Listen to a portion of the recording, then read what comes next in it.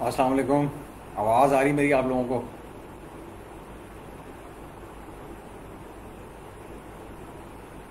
Kindly अगर कोई type कर देगा तो।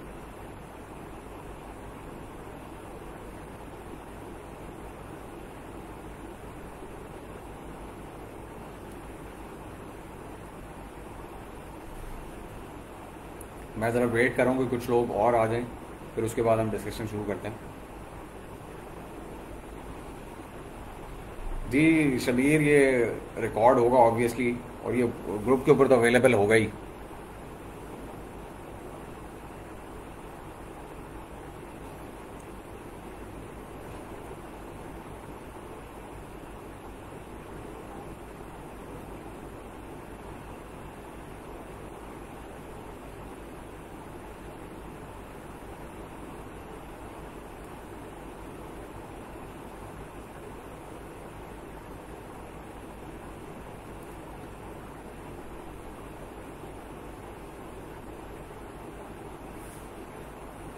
कोई ज़रा मुझे बता देगा कि आवाज़ आ रही है आप लोगों को?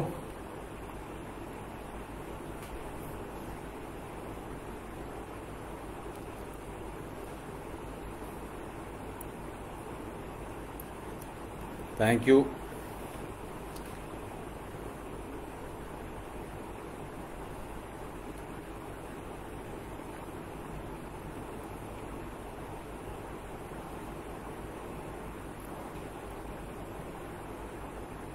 मेरे ख्याल में काफ़ी सारे लोग इकट्ठे हो गए हैं, तो शुरू कर ही लें।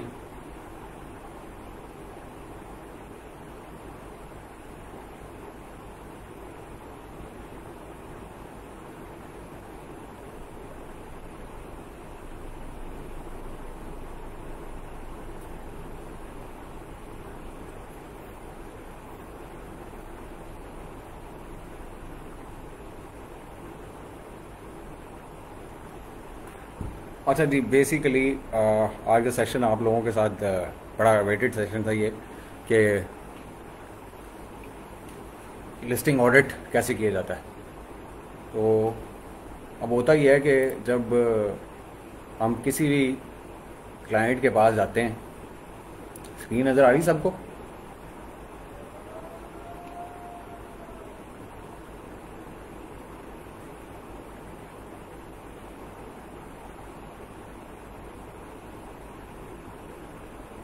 अच्छा जी, तो होता ही है बेसिकली कि जब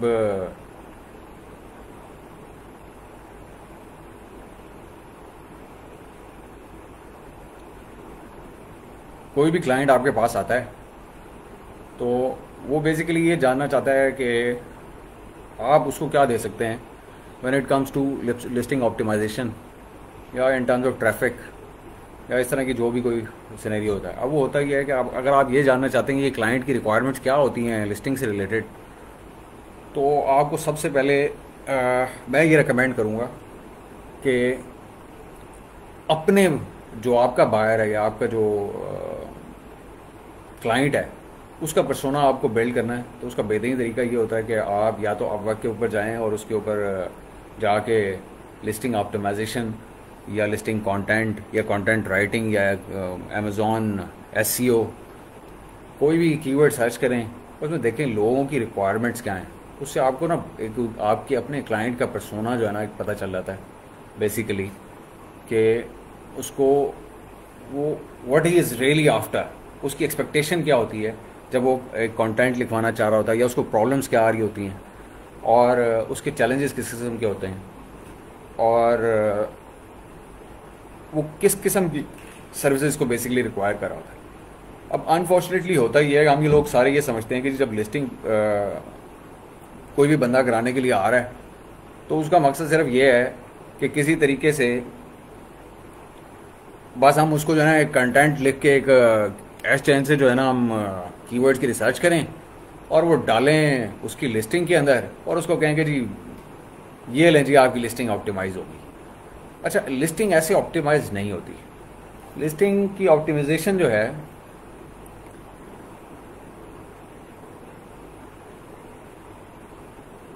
वो basically it's lot bigger than would normally take it as. और जैसे एक मिसाल की बात है कि हम इसमें से किसी भी हम पेज के ऊपर चले जाते हैं और हम कोई भी एक यहाँ से डिज़ाइन सेलेक्ट कर लेते हैं और उसमें से कोई एक डिज़ाइन जो है ना, वैसे उससे मिलता जुलता जो डिज़ाइन है, जैसे हम इसको जेनेरिकली हम इसको ले लेते हैं और इस डिज़ाइन को हम देख लेते हैं और किसी जाके ना कोई 4th 5th पेज से या 6th पेज से जाके कोई लिस्टिंग उठा लेते हैं जो उसे मैच करती हो किसी डिज़ाइन से, और वो क्योंकि ऑप्टिमाइज नहीं होगी या उसके हालात अच्छे नहीं होंगे तो वो कहीं पीछे बैक बेंचिंग पोजीशंस में होगी, और उसके कंटेंट को हम जाके देखते हैं।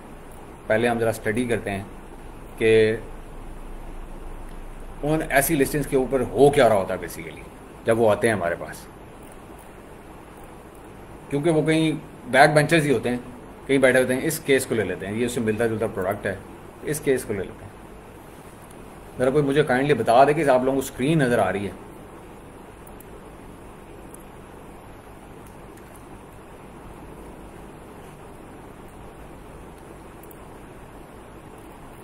काइंडली कोई कमेंट कर देगा कि कुछ स्क्रीन नज़र आ रही है आप लोगों को?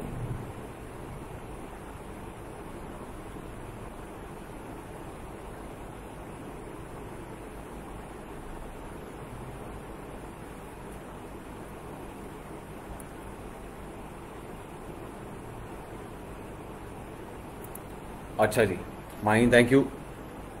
अच्छा, अब होता क्या है कि वो एक क्लाइंट आपके पास आता है, आपको एक एसन देता है अपना, और वो कहता है कि मैंने ये मेरी लिस्टिंग है और मैंने इसको ऑप्टिमाइज़ कराना है, या मैं इसको रैंक कराना चाहता हूँ, या मैं इसको लॉन्च करना चाहता हूँ, या मैं इसकी ट्रैफिक बेहतर करना चाहता हूँ, कोई भी ऑब्जेक्टिव हो सकता है उसका। तो हम क्या करते हैं, सबसे पहले उसका एसन जाके सर्च करते हैं अमेज़ॉन के ऊपर और जाके देखते हैं कि जी what is the listing like. अब हम लिस्टिंग देखते हैं तो हम क्या करते हैं कि जी अच्छा उसको मोटा मोटा देखते हैं जी, इसका टाइटल क्या है, इसकी बुलेट्स कैसी हैं, इसके डिस्क्रिप्शन में क्या हो रहा है, किस किस्म की नरेशन इसने ली हुई है, पोजीशनिंग कैसे की हुई है इसने अपने प्रोडक्ट की। हम जाते हैं और देखते हैं कि वो किस कैटेगरी या सब कैटेगरी में है, फॉल कर रहा है।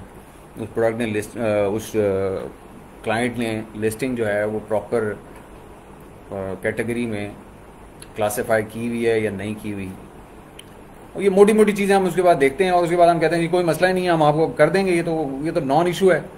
और हम आपको ऐसा बेहतरीन किस्म का जो है ना वो एक कंटेंट लिख के देंगे कि बस आप जैसे ही उसको ऑप्टिमाइज होगी वो लिस्टिंग, उसके बाद धड़ाधड़ आपके पास ऑर्डर ही ऑर्डर और दे मार 4.5 और मसला ही कोई नहीं। तो हम तो चैंपियन हैं इस सारी चीज़ के। और होता भी ऐसा ही है कि हम करते यही हैं कि जी हम जाते हैं, जो हमने कुछ पढ़ा होता है या कुछ हमें लोग बताते हैं या हम जो 2-4 लोगों के साथ में टाइम स्पेंड किया होता है, हम उसके लिहाज से लिस्टिंग को मोल्ड कर देते हैं जो भी हमारी लर्निंग होती है। और वो क्या होती है, सारी ऑन पेज लोग नज़र आ रही होती है। अब जो एक क्वालिटी लिस्टिंग का ऑडिट है ना, वो बेसिकली आपको देखना ये होता है कि उसका पर्पस क्या है, उसका ऑब्जेक्टिव क्या है।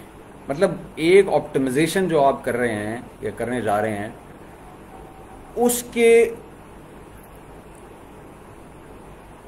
ऑफ द पेज उसका पर्पस क्या है। उसका पर्पस है अट्रैक्ट करना उस बायर पर्सोना को जो उस निच या उस पर्टिकुलर कैटेगरी से रिलेट करती है या उस लाइफस्टाइल से रिलेट करती है, और उसको आपने you have to fetch go and fetch that audience to that particular listing जो आपके क्लाइंट ने आपको दी होती है एज अ टास्क। अच्छा, उसको ट्रैफिक को लाने के कई तरीके हो सकते हैं उसके ऊपर। एक तो ये होता है कि आपका कंटेंट बड़ा शानदार हो ऑन पेज, जिसकी मैं बात कर रहा हूँ, जिसको हम लिस्टिंग बोलते हैं। एक ये होता है कि आप उसको ऐसी ऐसी साइट से या ऐसी ऐसी जगहों से ट्रैफिक दें जो कि पेज के ऊपर नजर ना आ रही हो, जिसे हम ऑफ पेज ऑप्टिमाइजेशन बोलते हैं।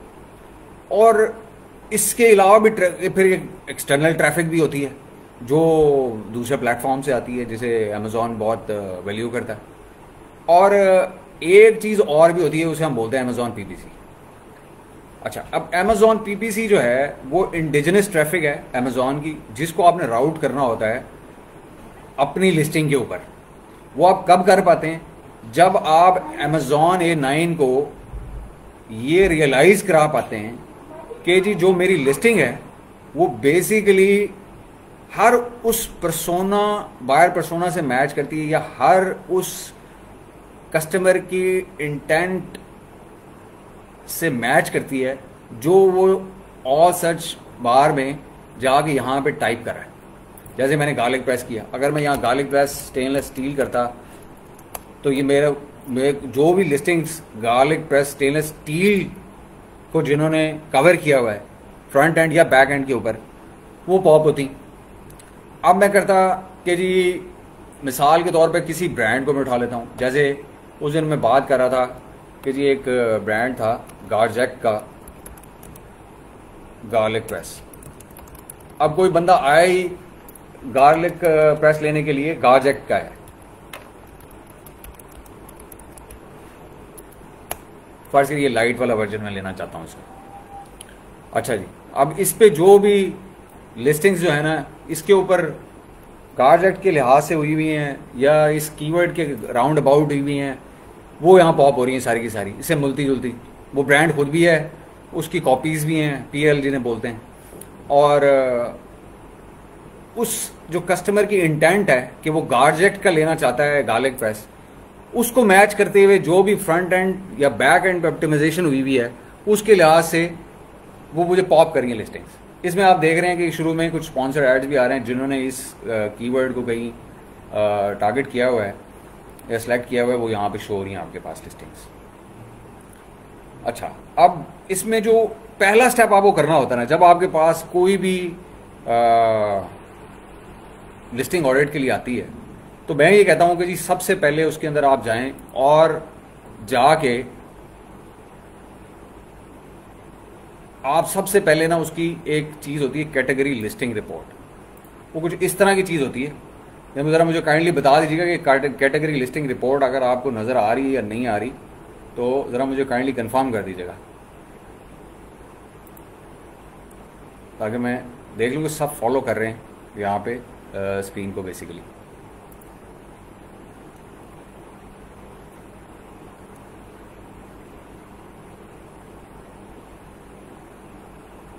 ब्रांड तो आपका उज़ैर जो आपका अपना, अगर आपका अपना ब्रांड है, बिल्कुल आपके टाइटल में यूज़ हो रहा होता है, वो किसी और का नहीं यूज़ कर सकते आप, ना फ्रंट एंड पे ना बैक एंड पे। जी ये मुझे ज़रा काइंडली बताइएगा कि अगर आप लोगों को जो कैटेगरी लिस्टिंग रिपोर्ट जो मैंने अभी स्क्रीन के ऊपर शो की थी, वो आ रही थी आपको नज़र?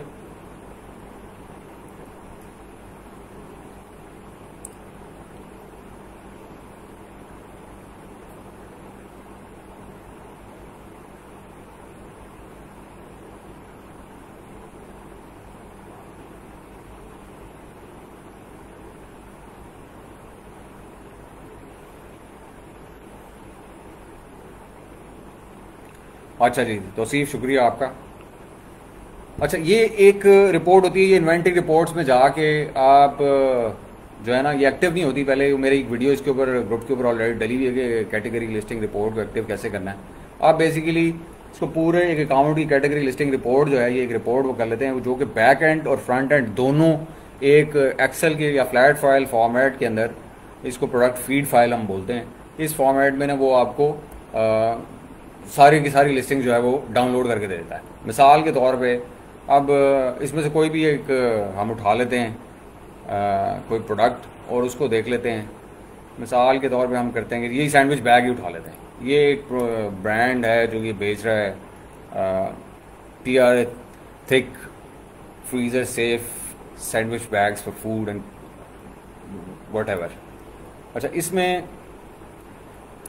इसमें अगर आप देखें ऊपर टाइटल्स आ रहे हैं, तो इसमें आपको ना मुख्तलिफ फील्ड्स जो पॉपुलेट हुई हुई हैं वो सारी आपको नज़र आ रही होती है। बेसिकली जो फील्ड्स आपकी फ्रंट एंड या बैक एंड के अंदर जो भी आपके क्लाइंट ने लिस्टिंग बनाते हुए, क्रिएट करते हुए जो फील्ड उसने एंटर की, देखिए प्रोडक्ट डिस्क्रिप्शन आ रही है, उसके बाद आपकी इसके अंदर टारगेट अगर कोई उसने ऑडियंस की है तो वो भी आता है, टारगेट जेंडर ये वो, इसमें बुलेट्स भी आपकी आती हैं सारी की सारी, ये सारी बुलेट्स भी आपकी आ रही हैं।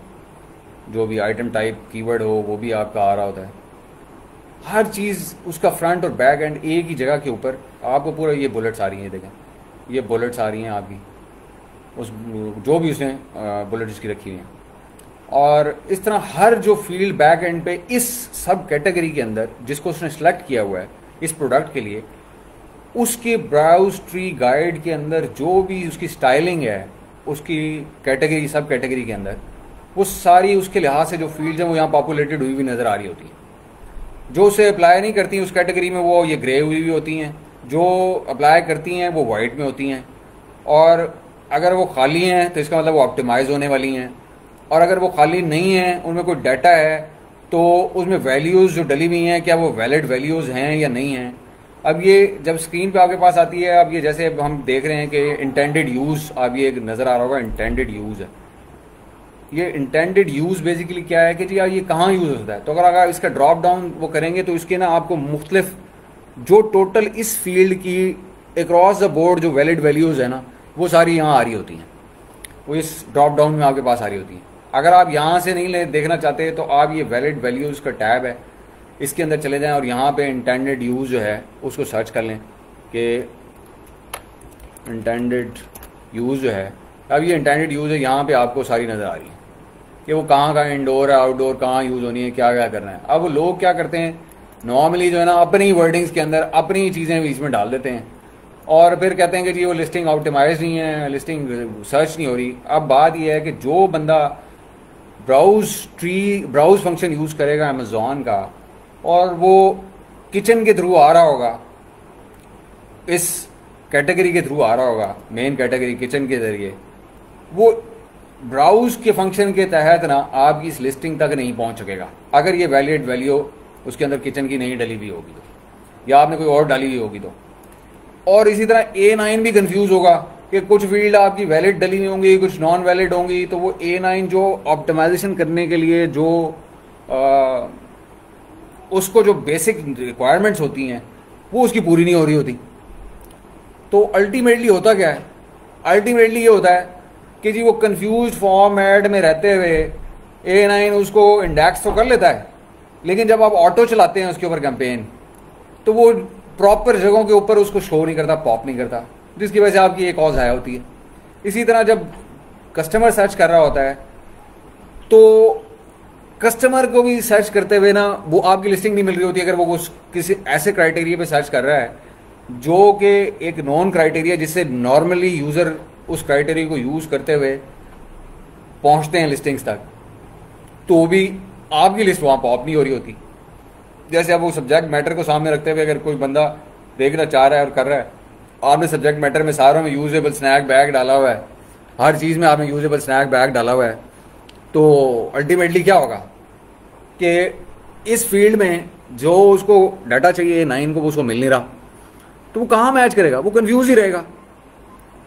तो जो बैक एंड की ऑप्टिमाइजेशन है कि it's crucial internal on Amazon indigenous जो ट्रैफिक है उसके लिए ये टॉप नॉच प्रायोरिटी होनी चाहिए एक लिस्टिंग ऑप्टिमाइजर या लिस्टिंग ऑप्टिमाइजेशन एक्सपर्ट की, कि ऑन अमेज़ॉन इंडिजिनस ट्रैफिक के लिए जो ब्राउज ट्री उसकी ट्री गाइड है उसके लिहाज से जो ये बैक एंड के फील्ड्स हैं ये सारे के सारे प्रॉपरली ऑप्टिमाइज्ड हों, उनमें वैलिड वैल्यूज होनी चाहिए।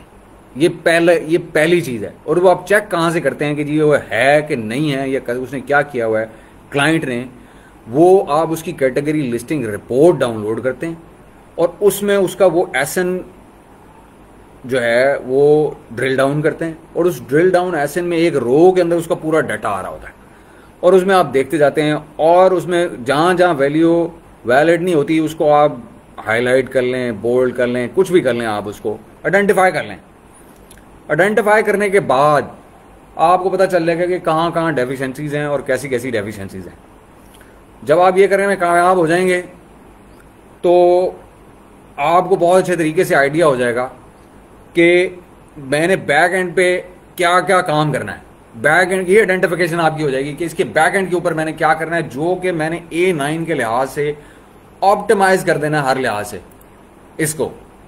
अच्छा, ये चीज़ें मैं क्यों आपको बता रहा हूं पहले, क्योंकि पहले हम टारगेट कर रहे हैं ऑन अमेज़ॉन ट्रैफिक को, हम ऑप्टिमाइज करना चाह रहे हैं या लिस्टिंग को कि जो ट्रैफिक का जो उसका ऑब्जेक्टिव है उसको मीट करने के लिए इंडिजिनस ट्रैफिक के लिए हम ये चाह रहे हैं कि वो लिस्ट हर उस वैलिड वैल्यू से हर फील्ड में मौजूद हो जिसके थ्रू उसको सर्चेबल बनाया जा सकता है अमेजॉन के ऊपर, उसमें वैलिड वैल्यू होनी चाहिए।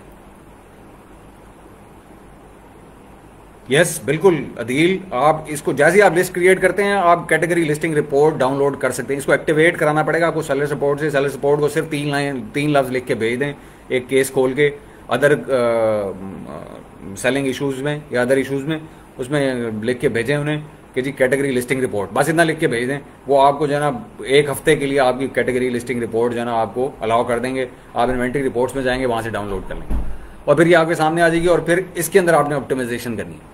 अच्छा, इसमें आपने ये ख्याल करना है कि इसमें जो अभी आपको फ्रंट एंड को आप छोड़ दें, बुलेट्स क्या हैं, उसका टाइटल क्या है, आपने जो चीज़ें इसमें इंपॉर्टेंटली जो चीज़ें पूरी करनी है वो क्या करना है आपने। सबसे पहले अगर आपका आइटम टाइप कीवर्ड आप किसी आके ऐसी मार्केट प्लेस में जैसे कि यूएसए में आइटम टाइप कीवर्ड बहुत इंपॉर्टेंट है, तो सबसे पहले आप उसको प्रॉपरली पॉपुलेट करें उसको वहाँ पे। जैसे अब ये स्नैक बैग्स जो हैं ये बेसिकली फूड स्टोरेज कंटेनर्स हैं, एक फूड स्टोरेज ऑर्गेनाइजर्स हैं। तो इसका जो आइटम टाइप कीवर्ड है ना वो यही होना चाहिए, बजाय इसके कि स्नैक यूजेबल बैग्स को ट्राई करने की कोशिश करें या कुछ और डालने की कोशिश करें, तो वो उससे मैच नहीं करेगा ऑब्वियसली जो उनकी ब्राउज ट्री गाइड है।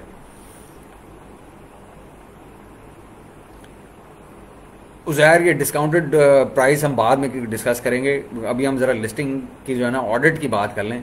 ये जो प्राइसिंग स्ट्रैटेजीज है ना ये हम फिर किसी सेशन में डिस्कस कर लेंगे। अच्छा, अब आपके पास ना सबसे पहले आपका ऑब्जेक्टिव ये होना चाहिए कि आप वो फील्ड्स हाईलाइट करें जहाँ पे वैलिड वैल्यूज़ नहीं आ रही, और उनमें जो करेक्ट वैल्यूज़ हैं वो आपको याद रखने की ज़रूरत नहीं है। वो ये एक तो कैटेगरी लिस्टिंग रिपोर्ट के अंदर इस टैब के अंदर आ रही होती हैं वैलिड वैल्यूज़ उस फील्ड से रिलेटेड, और जब आप इसको अपलोड करने के लिए जाएंगे दोबारा इसकी करेक्शंस करने के लिए, तो जो फाइल आपने अपलोड करनी होती है वो उसे बोलते हैं ब्राउज ट्री स्टाइल गाइड। वो एक फाइल होती है फ्लैट फाइल, वो भी मैं अभी आपके साथ शेयर करता हूँ। ये सारी वैल्यूज़ आप जो करेक्ट वैल्यूज़ हैं उसके अंदर पॉपुलेट करते हैं और फिर वो फाइल अपलोड करते हैं, उसे हम इन्वेंट्री फाइल बोलते हैं। वो इन्वेंट्री जो है फाइल जो है वो एक फ्लैट फाइल है, वो एक प्रोडक्ट फीड भी कहते हैं उसको। वो हम अपलोड कर देते हैं तो आपकी पूरी लिस्टिंग जो है ना वो फ्रंट एंड बैक एंड सब एक ही टाइम पे अपग्रेड हो जाता है। कोई उसमें एरर होते हैं तो वो भी अमेजॉन का जो प्रोडक्ट फीड फंक्शन है वो खुद ही आपको आइडेंटिफाई करता है कि आपने यहाँ पे वैल्यू ठीक नहीं डाली या इतने इसमें प्रॉब्लम्स हैं, वो सब कुछ उसमें बताता है। वो तो उसमें इतना कोई वो रॉकेट साइंस नहीं है, वो हम किसी वक्त वो करेंगे। अभी आज हम बेसिकली पूरा कॉन्सेप्ट कवर करना चाहते हैं कि लिस्टिंग ऑडिट करते हुए आपने देखना क्या है बेसिकली, या उसका ऑब्जेक्टिव क्या है और हमने उसको पॉसिबल कैसे करना है उस ऑब्जेक्टिव को मीट करना। तो ये जो बैक एंड है ना आपका, जो लिस्टिंग ऑप्टिमाइजेशन में जो बैक एंड है ना, ये आपके फ्रंट एंड जो है ना वो कन्वर्जन करता है, ठीक है। लेकिन अब कन्वर्जन तो उस वक्त होगी ना जब आपके पास ट्रैफिक होगी। जब आप ट्रैफिक खींच के लेके आ सकेंगे अपने पेज के ऊपर तो कन्वर्जन तो वहां से शुरू होगी ना कहानी। अगर वो सर्चेबल ही नहीं है किसी एक क्राइटेरिया पे या किसी एक कीवर्ड के ऊपर, किसी सर्च टर्म की बेस के ऊपर या किसी साइज की बेस के ऊपर या डायमेंशंस की बेस के ऊपर या कलर की बेस के ऊपर, अगर वो सर्चेबल ही नहीं है तो उसमें कन्वर्जन का तो सवाल ही नहीं पैदा होता, वो रिजल्ट्स में पॉप ही नहीं कर रही। तो सबसे पहले आपका ऑब्जेक्टिव ये होना चाहिए इंडिजिनस ट्रैफिक को आपने ब्रिज कैसे करना है, अपनी लिस्टिंग उनके सामने विजिबल कैसे करनी है, डिस्कवरेबिलिटी के ऊपर आपने काम करना है बेसिकली बैक एंड के ऊपर। फ्रंट एंड हम बाद में बात करते हैं कि फ्रंट एंड वो कन्वर्जन है, फ्रंट एंड जो है ना वो कन्वर्जन है बेसिकली, वो ट्रैफिक नहीं है। तो सबसे पहला जो ऑब्जेक्टिव होता है ना जब क्लाइंट आपके पास आता है तो उसको जो तकलीफ होती है या उसको जो प्रॉब्लम होता है ना वो कहता है कि मेरी सेल नहीं आ रही। तो भाई सेल क्यों नहीं आ रही? क्योंकि वो ट्रैफिक नहीं है उसके ऊपर। जब ट्रैफिक आएगी तो वो लोग बाउंस अनबाउंस करेंगे उसके ऊपर, वो एक अलग मौजू है। उसके कुछ और फैक्टर्स हैं, वो कन्वर्जन किन चीज़ों में डाइल्यूट डाउन करती है, कौन से फैक्टर्स उसको अफेक्ट करते हैं, वो हम बाद में बात करते हैं। पहले हम ये बात करना चाह रहे हैं कि हम लोगों के लिए अपनी लिस्टिंग या अपने क्लाइंट की लिस्टिंग को डिस्कवरेबल करना चाहते हैं। हम चाहते हैं कि किसी तरीके से रिजल्ट्स जो कोई भी किसी भी तरीके से कस्टमर जो है अमेजॉन के ऊपर रहते हुए उसको सर्च करे, वो ब्राउज ट्री के थ्रू करे, यानी कि जो कैटेगरी के अंदर जाके करे, बेस्ट सेलर्स के थ्रू जाके करे, किसी तरह से करे, कीवर्ड के थ्रू करे, सर्च बार में करे, जेनेरिक कीवर्ड से करे, वो स्पेसिफिक कीवर्ड से करे, इंटेंट कीवर्ड हो, इन्वेस्टिगेटिव हो कुछ भी हो, ट्रांजैक्शनल हो, आपको हर किस्म के क्वेरी के अगेंस्ट आपकी लिस्टिंग को शो होने के लिए ऑप्टिमाइज्ड होना चाहिए। वो ऑप्टिमाइज किस सूरत में होती है? जब उसका बैक एंड और फ्रंट एंड दोनों जो हैं वो ऑप्टिमाइज हों, और उसकी जो दाग बैल है, जो उसकी बेसिस है, वो आपका होता है back and. Start back and से होता है, जो फ्रंट पे नजर नहीं आ रहा होता। फ्रंट पे तो आपकी वो जो आपने काशीकारी की भी होती है, उसकी नोक पलक सीधी की भी होती है, जो आपने अपनी अप्रोच रखी होती है, आइडिया रखा होता है, या कोई और आपके कोई बेनिफिट्स होते हैं, या आप डिफ्रेंशिएशन कर रहे होते हैं अपने प्रोडक्ट की कंपेटिटर से, वो सारी चीज़ें, वो कहानी होती है बेसिकली। वो कुछ कहानी कितनी इफेक्टिव है कन्वर्जन के लिए या नहीं है, उससे बहुत पहले हमें ये ज़रूरत होती है कि वो लिस्ट कन्वर्ट होने के लिए क्या अवेलेबल है, क्या सर्चेबल है, क्या कोई उसको डिस्कवर कर पा रहा है, क्या A9 खुद उसको डिस्कवर कर पा रहा है। जब कोई कस्टमर इंटेंट से मैच करने की उसको ज़रूरत पड़ती है, तो क्या A9 के पास इतना मवाद, इतना मटेरियल, इतनी sufficient data points, knowledge, keywords, sizes, colours, relevancy का जो मटेरियल है वो उसके पास है कि वो पॉप करने के लिए आप वो कंसिडर करें आपकी लिस्ट को। जब वो ये करने के काबिल होता है तो ही वो पॉप करेगा ना। तो अगर वो ये करने के काबिल नहीं होगा और वो कंफ्यूज ही रखेंगे आप उसको, फ्रंट एंड तो बात की बात है, तो वो पॉप ही नहीं करेगा, रिजल्ट्स में ही नहीं, सर्च में ही नहीं लेके। जब सर्च में नहीं आएगा तो अल्टीमेटली क्या होगा कि आप कन्वर्जन तो भूल जाएं, आप रैंकिंग तो भूल जाएं, फिर आप वही गिव अवेज करते रहेंगे। वो जो एक रॉकेट साइंस बनी हुई है कि बस एक कीवर्ड पकड़ लो, वो फ्रंट एंड पे डाल दो कहीं, और बस दे मार 4.5, बस इसके ऊपर लोगों को फ्री में बांट दो।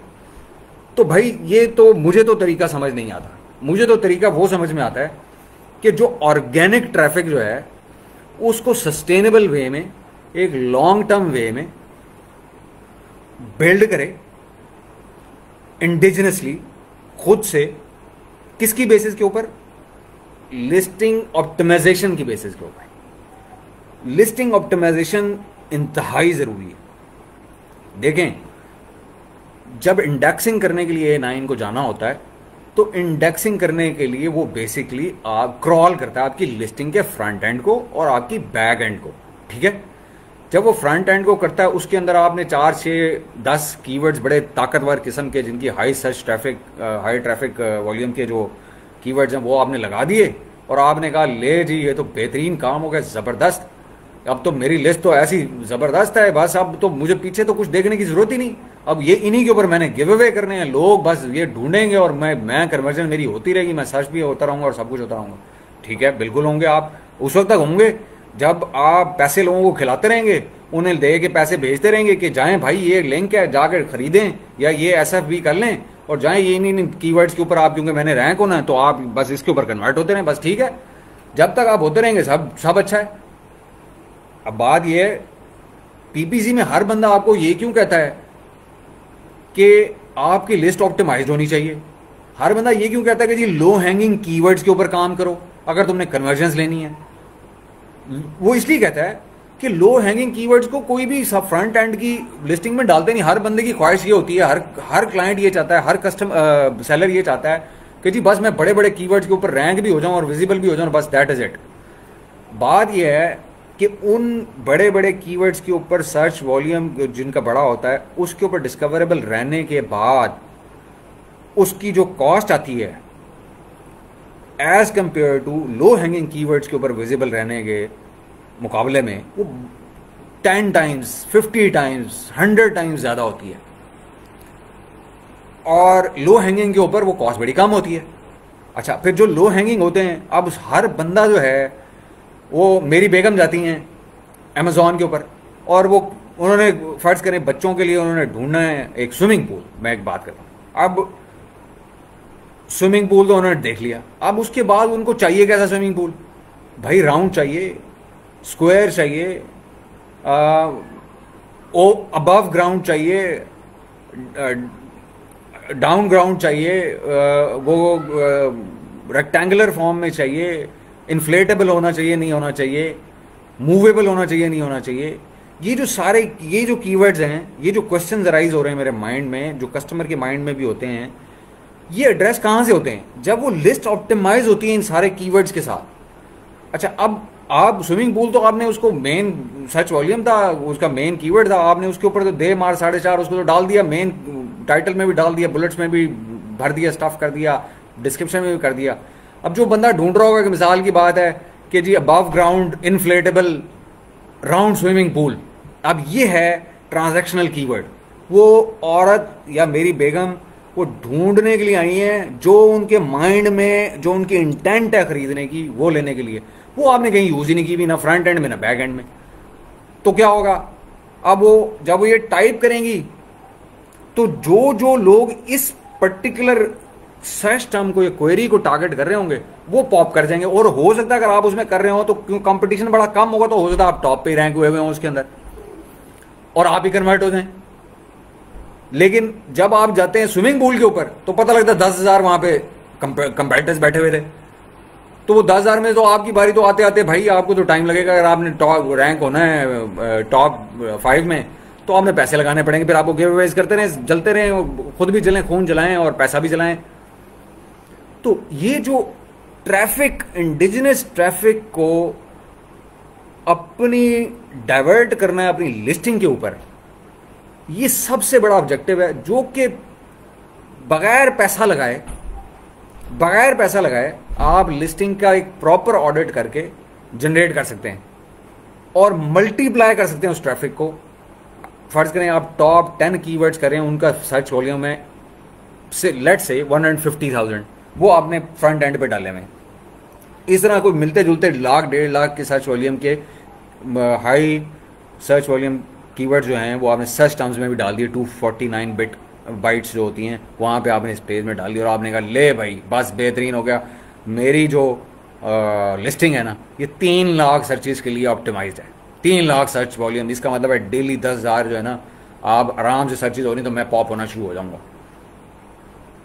और आप बाकी सारे वो जो फील्ड्स और फीचर्स और साइजेस और शेप्स और कलर्स, उनकी सारी ट्रैफिक को जिस पे टका आपने नहीं लगाना होता आप उसको छोड़ देते हैं क्योंकि आपको समझ ही नहीं आती, या आप उसको पूरी तरह वैलिड वैल्यूज डालनी नहीं आती, या आपको वो A9 को बताना नहीं आता कि मेरी लिस्ट को कैसे पॉप करना है वैलिड वैल्यूज डाल के। तो अल्टीमेटली क्या होता है कि आप तो वो 3 लाख के ऊपर खेलने की कोशिश करते रहते हैं जो कि हाई सर्च वॉल्यूम तो होते हैं लेकिन हाई कंपटीशन भी होते हैं, वो जो प्रोडक्ट्स भी बहुत ज़्यादा compete कर रहे होते हैं। तो आप वो जो लो हैंगिंग कीवर्ड्स हैं या जो क्राइटेरिया हैं या इंटेंट के जो कीवर्ड हैं, जो ट्रांजैक्शनल कीवर्ड जिनको बोलते हैं, जिनसे लोग सर्च करने की कोशिश कर रहे होते हैं बस इसी तरीके की चीज़ हमने खरीदनी है, उनको आप वैसे ही फॉरगो कर रहे होते हैं। तो सबसे पहले आप करें ये list category listing report download, और उसमें सबसे पहले ये देखें कि उसके अंदर वैलिड वैल्यूज़ जो उस फील्ड से रिलेट करती हैं, एट्रीब्यूट हो किसी भी किस्म का, साइज़ का हो, सब्जेक्ट मैटर हो, आइटम टाइप कीवर्ड हो, कुछ भी हो, फ्रंट एंड बैक एंड दोनों भी, वो चीज़ें उसमें मौजूद हैं या नहीं है। सबसे पहले ये करें, अगर मौजूद हैं तो क्या वो वैलिड वैल्यूज़ हैं? अगर वो वैलिड वैल्यूज़ नहीं हैं तो उनको वैलिड वैल्यूज़ में कन्वर्ट करें। अब उसे करने के लिए और उसके लिए एक और फाइल यूज़ होती है, वो भी मैं उसकी तरफ जाता हूँ।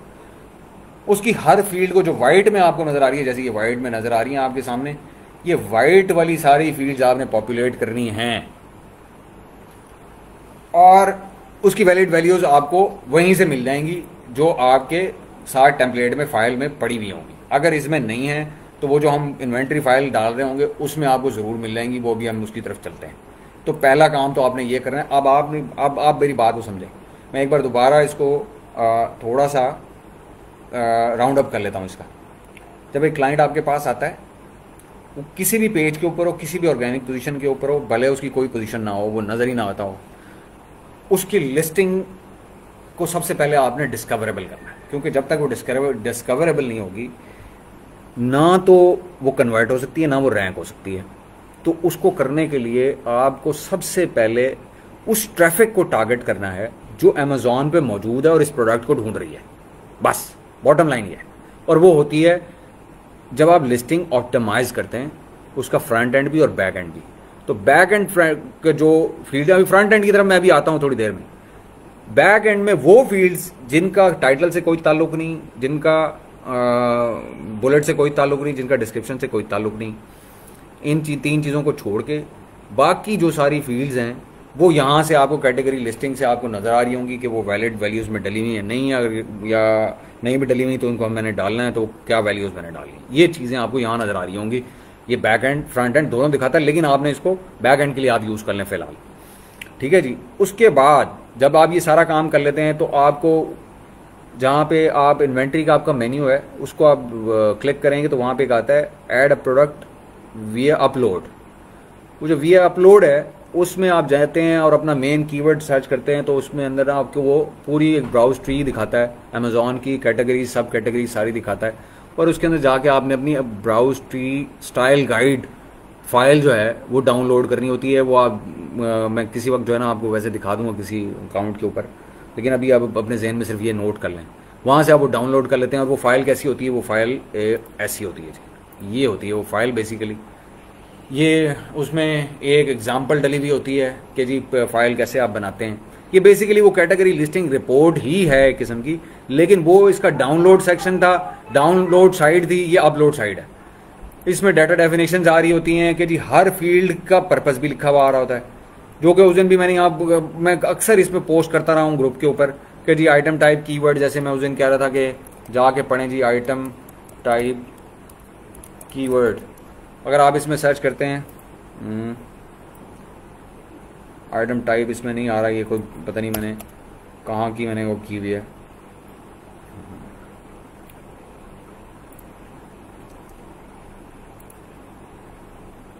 आइटम नेम, आइटम एसक्यू,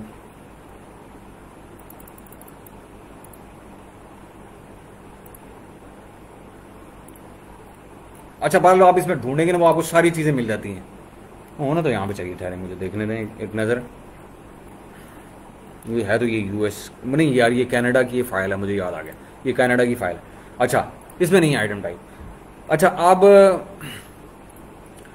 ये उसकी वो जगह, ये टेम्पलेट लिखा हुआ है इसके ऊपर, ये टेम्पलेट है, ये टेम्पलेट है। ये ब्राउज डाटा इसके अंदर आ रहा होता है कि ब्राउज डाटा क्या है कि आपका ट्री क्या है इस वक्त। ये जो आपने फाइल डाउनलोड की है ये किस ट्री गाइड के थ्रू आपने की हुई है, या वो kitchen home and kitchen, kitchen and dining, kitchen storage organisation, kitchen storage organisation sets आपको नजर आ जाएंगे। ये वैलिड वैल्यूज़ भी यहाँ पे भी आ रही हैं, और ये सारी इस सब कैटेगरी या कैटेगरी से रिलेटेड जो वैलिड वैल्यूज़ है ना वो सारी यहाँ पे आ रही हैं। देखिए सब पॉपुलेट हुई हैं, साइजेस ये वो हर चीज़ इसके अंदर पॉपुलेट हुई है, ईच एंड एवरीथिंग। अच्छा इसमें ये ख्याल रखना कि ये जो रेड में ये जो चीज़ें आ रही होती हैं ये ऑमिट नहीं कर सकते आप। ये अगर ऑमिट करेंगे तो फाइल अपलोड नहीं करने देगा आपका जो प्रोडक्ट फीड फंक्शन है अमेजोन। ये रेड वाली आप इनको आप एक्सक्लूड नहीं कर सकते। यहाँ पे जो टेम्पलेट में जहाँ भी आपको ये नजर आएगा, ये पिंक वाली भी नहीं कर सकते आप और रेड वाली भी नहीं कर सकते, यहाँ पे भी ये नज़र आ रही होती है। ठीक है, ये सारी पूरी आपको नज़र आ रही हैं जो जो फील्ड्स आपसे रिलेटेड। ये पूरा वही टेम्पलेट है जो आप लिस्टिंग गाइड से रिलेटेड वो कर रहे थे। ये ऑफर से रिलेटेड, क्योंकि आपकी प्राइस से रिलेटेड चीज़ें जिन्हें बोलते हैं ये वो हैं। अब प्राइस तो आप छोड़ नहीं ना सकते, इसलिए ये रेड में। तो खैर जी ये टेम्पलेट होगा, इसके अंदर आपने वैलिड उसको आपने डालना है कि प्रोडक्ट की टाइप क्या है, उसका स्क्यू क्या है, ब्रांड नेम क्या है, आप जो भी कोई टाइटल रखना चाहते हैं, जो कुछ भी है वो फील्ड सारी जो ऊपर ऊपर टाइटल में आ रही हैं वो आपने सारी फील्ड इसके अंदर डाली। पेरेंट है, या आप पार्शल अपडेट कर रहे हैं, या आप अपडेट करें या डिलीट करना चाह रहे हैं लिस्टिंग, वो सब यहाँ से ये फंक्शन कैरी आउट है। हमेशा इसे पार्शल अपडेट रखें अगर आप अपडेट कर रहे हैं। ये बुलेट शुलेट चली हुई हैं, आप यहाँ बुलेट चाह रहे हैं, जितना आपने डाटा इसके अंदर डाल के अपडेट करना हो आप सिर्फ वो पार्शल भी कर सकते हैं। एक अगर फील्ड करनी है सिर्फ आपने ये सिर्फ पहली बुलेट करनी है तो सिर्फ पहली बुलेट भी की जा सकती है इसके अंदर। तो this is how it is done. ये इनको आप कर लेंगे, ये इस पर किसी वक्त फिर एक प्रॉपर एक सेशन रख लेंगे जिसके ऊपर ये सारा वो होगा। फिर अभी क्योंकि फिलहाल हमारा मकसद ये है कि हम लिस्टिंग ऑडिट को देखें, तो लिस्टिंग ऑडिट से रिलेटेड चीज़ें रख लें हम इसके अंदर। तो ये फिर हम ये जो प्रोडक्ट फीड्स हैं ये हम फिर किसी एक सेशन में रख लेंगे और फिर इसको हम थॉरली एक बार देख लेंगे कि ये कैसे होता है और इसको अपलोड कैसे किया जाता है। ठीक है जी, तो समझ आ रही हैं आपको चीज़ें? मैं क्योंकि मैसेज ये साथ नहीं पढ़ सका, can we find A9 algorithm thinking pattern for somewhere. Imran हमें इसकी ज़रूरत नहीं है, हमें थिंकिंग पैटर्न की ज़रूरत नहीं है, हमें बहुत अच्छे तरीके से पता है कि A9 कैसे काम करता है। वो उसके और बड़ी पोस्ट यहाँ मौजूद हैं, आप रेलिवेंसी वन ट्रू किंग के नाम से पोस्ट यहाँ पे एक सीरीज़ डली हुई है ग्रुप के ऊपर, उसको देखें। और नहीं सुरेंद्र, ऐसा कोई वो नहीं है कि आप कन्वर्जन रेट क्या है। वो कन्वर्जन रेट जब आप लिस्टिंग बनाते हैं, ऑटोमाइज करते हैं, तो आपको आपकी वो जो बिजनेस रिपोर्ट्स हैं उसके अंदर से पता चलता है।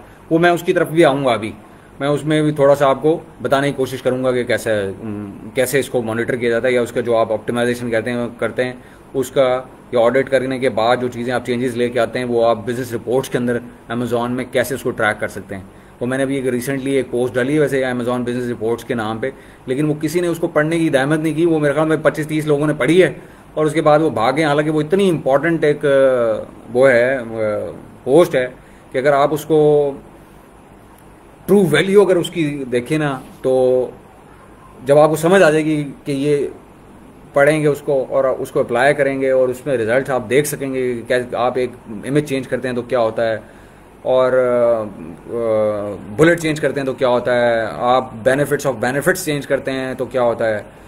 तो ये सारी चीज़ें वो वहाँ सब नज़र आती हैं, उस वो बिजनेस रिपोर्ट्स में नज़र आती हैं। जब आप एक बुलेट चेंज करते हैं उसका क्या इफेक्ट आ रहा है। तो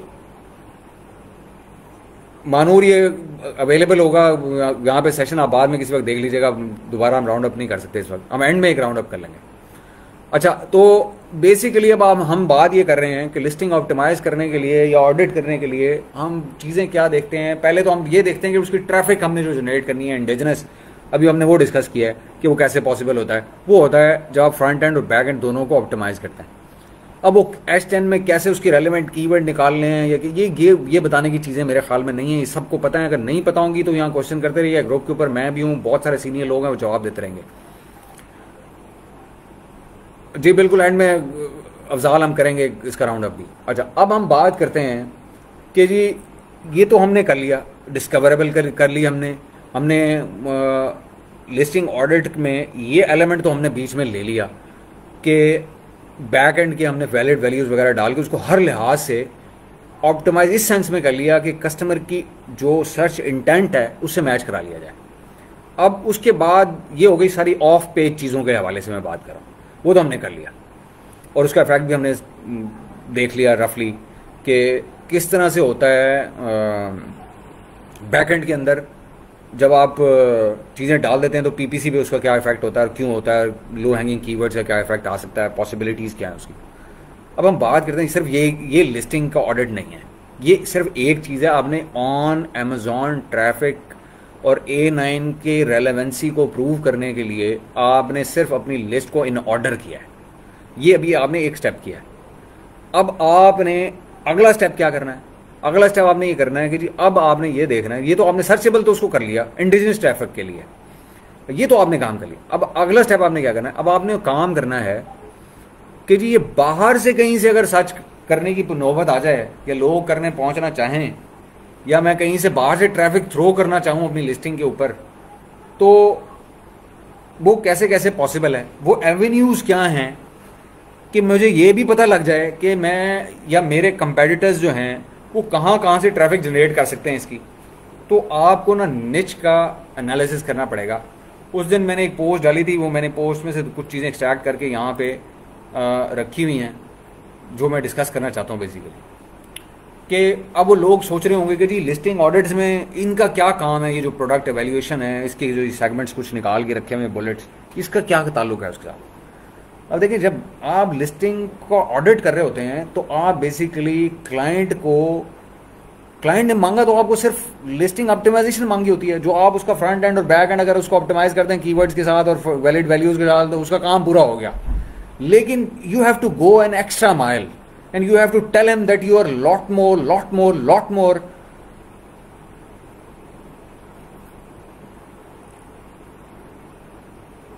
profitable for him to work with on different other avenues जो कि अमेजोन से रिलेट करते हैं। मिसाल के तौर पे अब मैं जाता हूँ एक डिपार्टमेंटल स्टोर के ऊपर और मैं वहाँ से जाके रैक से एक फ़र्ज़ कर लेते हैं, मैं एक शैम्पू उठाता हूँ,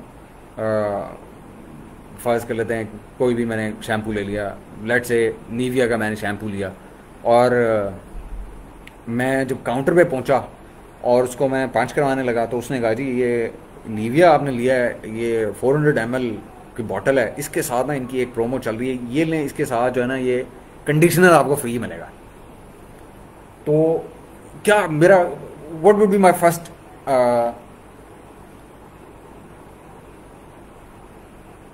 मेरा फर्स्ट फीलिंग क्या होगी मेरी उस टाइम, या मेरा उस पर रिएक्शन क्या होगा? आई वुड बी वाउड कि वाओ यार ये तो मज़ेदार हो गया काम, मैंने तो एक चीज़ ली थी और ये दूसरी मुझे फ्री में मिल गई है। तो मैं तो कहूँगा यार आइंदा जाना ये नीवे ही लेना। उसकी वजह यह है कि ये तो मुझे डबल वैल्यू मिल गई है, मैंने खर्च तो किए थे 400 और मुझे मिल गई 200 की चीज़ भी साथ में फ्री, या 300 की चीज़ एक और। तो मैं क्या करूँगा, नेक्स्ट टाइम मैं जब भी जाऊँगा तो मैं नीवे उठाऊंगा और बाद में आगे बेशक काउंटर के ऊपर पूछूंगा जी हाँ जी वो किधर है कंडीशनर, वो कहेगा जी सर अब नहीं है इसकी, अब इसके ऊपर वो फ्री प्रोमो नहीं चल रही कंडीशनर वाली। लेकिन मैं क्योंकि लेके आके उसको पंच करा रहा हूँ तो उस वक्त तो मैं कन्वर्ट हो ही जाऊंगा। तो सेम सिनेरियो होता है आपके फ्रीलांस के एक क्लाइंट के साथ भी। जब वो आपके पास लिस्टिंग कंटेंट राइट कराने के लिए आए और ऑप्टिमाइज कराने के लिए आए और आप उसको ये सारी चीज़ें साथ में तोहफे में दे दें कि जी आप उसको बताएं कि जी आपके कंपेटर जो है वो कंपेटर एनालिसिस भी उसको साथ दें, सिर्फ not in terms of keywords but के कंपेटर कहाँ कहाँ से बिजनेस ले रहे हैं, उनके स्ट्रॉन्ग पॉइंट्स क्या हैं, कन्वर्जन कहाँ कहाँ से हो रही है, उनकी ट्रैफिक कहाँ कहाँ से आ रही है, और अगर वो इसमें इंटरेस्टेड है इन सारी चीज़ों में जो उसके कंपेटर कर रहे हैं तो उसके ऊपर खर्चा क्या आएगा ये वहाँ तक पहुँचाने में, अगर जाना चाहता है वो। इस सारे के लिए ना आपको पूरी निच का एक राउंड अप लेना पड़ेगा।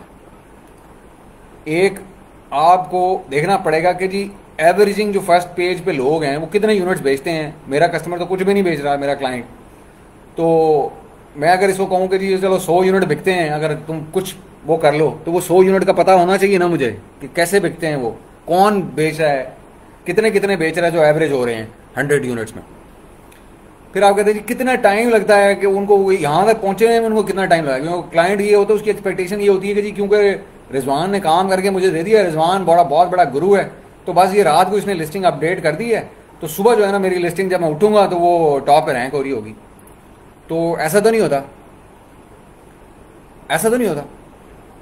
तो आपने उसको बेसिकली ये भी बताना होता है साथ में कि भाई इसमें एक टाइम भी लगता है, लोग इतने इतने सालों से या महीनों से बेच रहे हैं और उन्होंने कैसे कैसे काम किए वो भी हम स्ट्रेटजीज उनकी डिस्कस भी करते हैं आगे चल के, वो भी हमने अपने क्लाइंट को बतानी होती है। हम बेसिकली हम ऑडिट कर रहे हैं लिस्ट का। जब हम लिस्ट को ऑडिट कर रहे हैं तो जब तक हमें ये नहीं पता चलेगा कि इसके राउंड अबाउट इस निच में लोग कैसे बेच रहे हैं और वो कैसे बिक रहा है, हम ना तो पर्सोना बिल्ड कर सकते हैं उसका, ना ही उसकी फ्रंट एंड लिख सकते हैं। क्योंकि पर्सोना जब तक आप बिल्ड नहीं करेंगे और वो पर्सोना कहाँ से आ रहा है, यानी कस्टमर कहाँ से आ रहा है, किस किस्म का कस्टमर है, उसका ट्रैफिक सोर्स क्या है, उसकी इंटेंट क्या है, कि जब तक हम ऑडिट इस चीज़ का नहीं करेंगे हम उसका फ्रंट एंड वैसा बिल्ड नहीं कर सकते जो उसको खींच के ला के एंगेज करके फिर कन्वर्ट भी करा सके। तो इन सारी चीज़ों का मतमा नज़र जो है या क्रक्स जो है या इसका जो पर्पज़ रैशनल जो है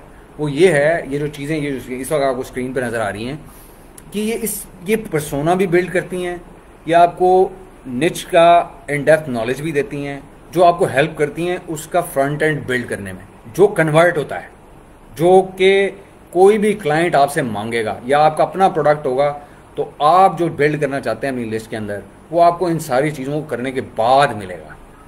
अगर आप ये नहीं करेंगे और शॉर्टकट करेंगे जैसे BBC बताता है या कोई और कोई कोर्स आपको बताता है, आई एम सॉरी वो सिर्फ स्किम होगी चीज़ और आपकी कन्वर्जन वैसी नहीं होगी। ऑर्गेनिक स्टेबिलिटी को भूल जाएं क्योंकि आपने पूरा पर्सोना नहीं पढ़ा, आप ऑर्गेनिक ट्रैफिक को खींच ही नहीं रहे। आप 2, 4, 8, 10, 20, 25, 50 कीवर्ड्स के ऊपर काम कर रहे हैं। लोग यहाँ 8-8 हज़ार कीवर्ड्स के ऊपर रैंक और इंडेक्स हुए हुए होते हैं।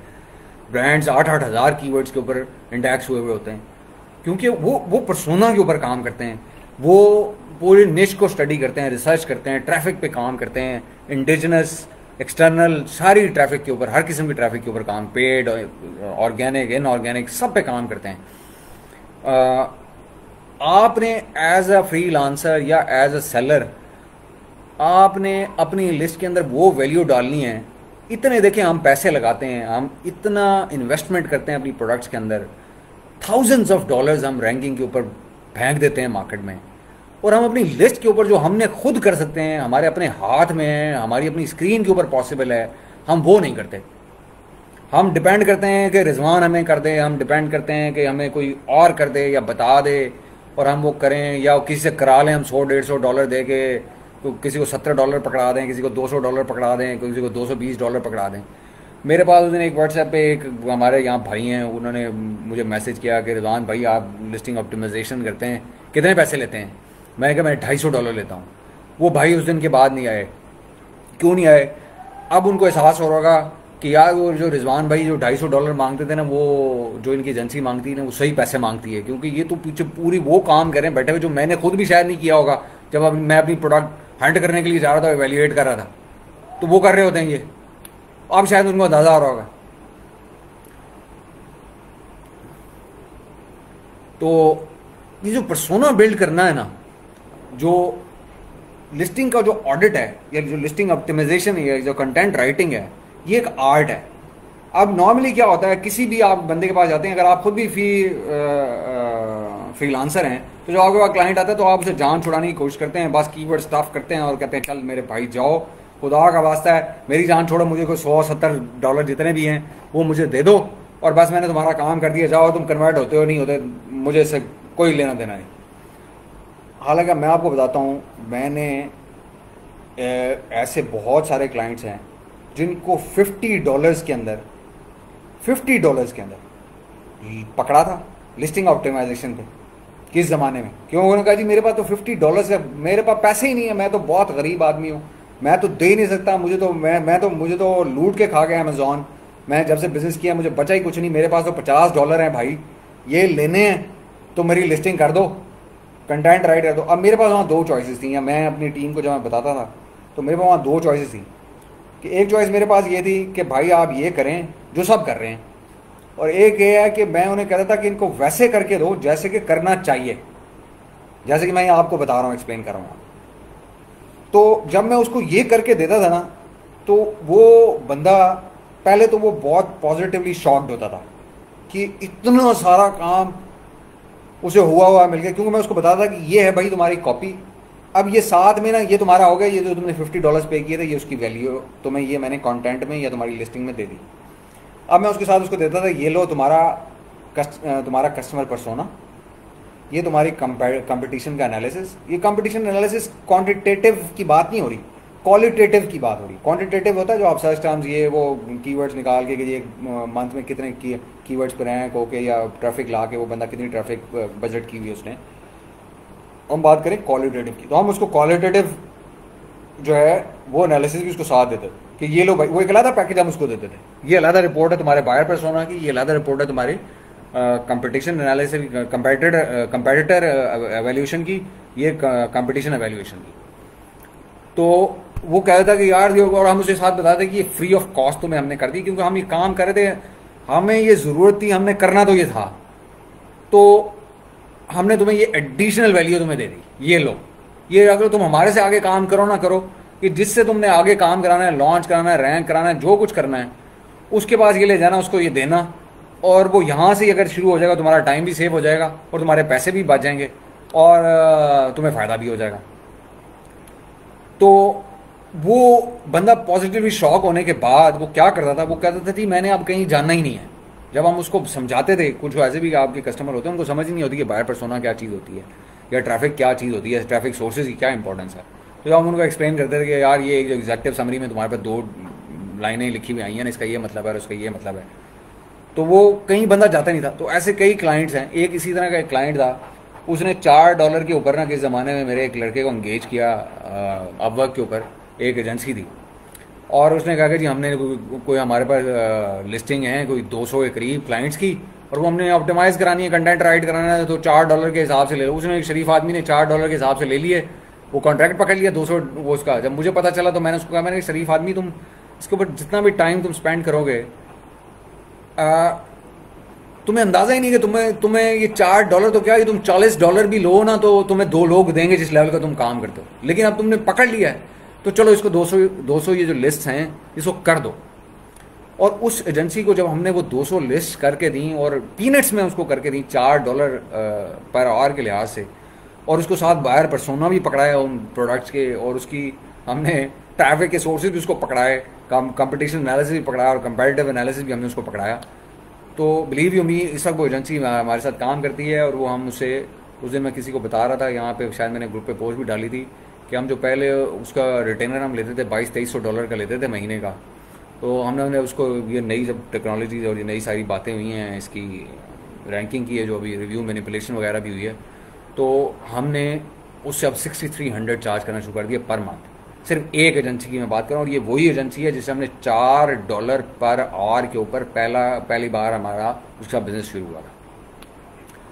तो ये जो अपसेल है, जैसे कि मुस्तफ़ा ने अभी लिखा भी हुआ है कि जो अपसेल है आपका, ये फ्रीलांसिंग में इतना बड़ा एज है, कंपेटिटिव एज है आपका, कि वो बंदा आपके साथ काम करेगा, दोबारा कभी ज़िंदगी में किसी और बंदे के पास नहीं जाएगा और आपका मुरीद हो जाएगा। और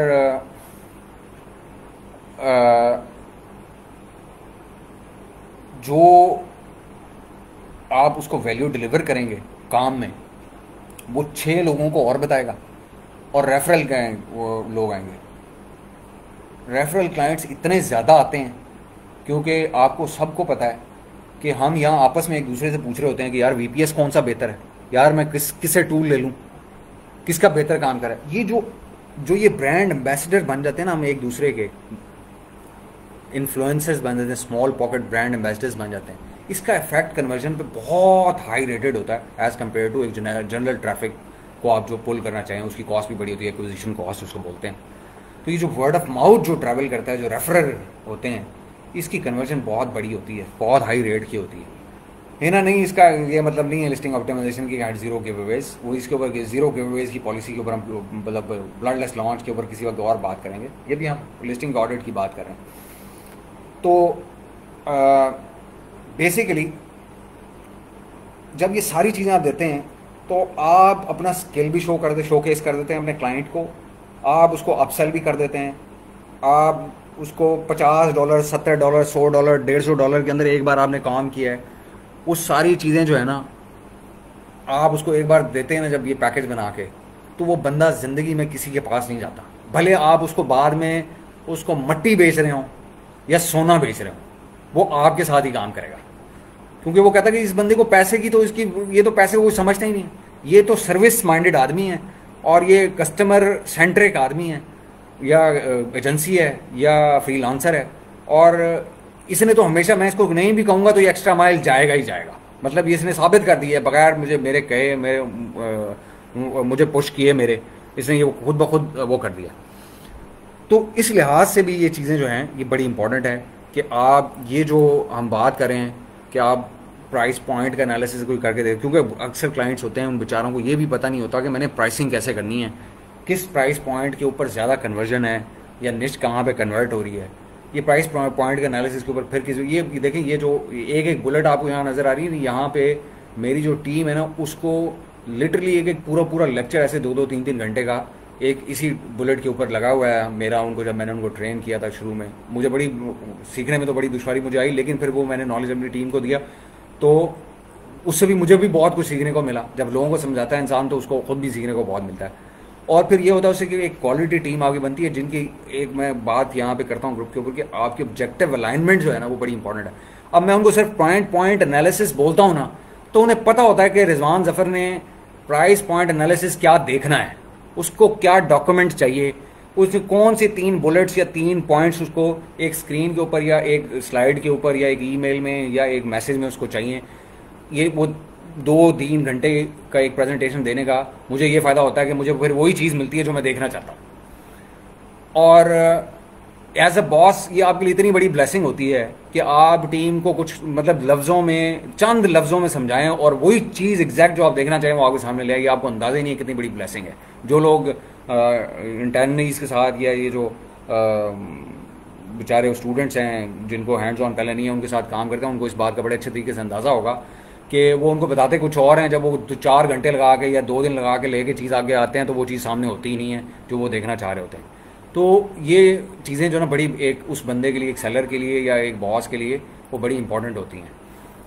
तो अच्छा जी, अब इसमें आगे हम बात कर रहे थे प्राइस पॉइंट की, फिर उसके बाद है कि जी कि वो वही जो प्रोडक्ट का हम एनालिसिस करते हैं कि वो मेन प्रोडक्ट है या साइड ऑफरिंग्स हैं या क्या अप सेल है या किस तरह से लोग कैसे पोजीशन कर रहे हैं, और उससे रिलेटेड उनकी क्या स्ट्रैटेजी है सेल करने की, वो हम इसमें स्टडी करते हैं पहले शुरू के 4-5 पॉइंट्स में। उसके बाद हम देखते हैं कि जी ओवरऑल जो कंपटीशन है उसके अंदर क्या कुछ हो रहा है, स्पीड ऑफ रिव्यूज़ क्या है, कितनी मेंटेन करेगा तो ये रैंक होगा, ये हम सब सारा एनालिसिस उसको दे देते हैं अपने क्लाइंट को, अपने कस्टमर को, कि जी ये रिव्यू वेलोसिटी इतनी है, इस पे आपने काम करना है। क्वालिटी ऑफ रिव्यूज से क्या मुराद है, क्वालिटी ऑफ रिव्यू से मुराद ये होती है कितनी रैंकिंग रेटिंग की क्या क्वालिटी है, लोग उसके अंदर जान छुड़ा रहे हैं गिवअवेज की तरह, जैसे होता है एक एक लाइन लिख देते हैं, 2 वर्ड्स लिख देते हैं, fantastic product, I loved it, ये करके वो भाग जाते हैं रेटिंग दे के 5 की, या फिर वो 2 लाइन्स का, 2.5 लाइन का, 3 लाइन्स का रिव्यू देते हैं और उसमें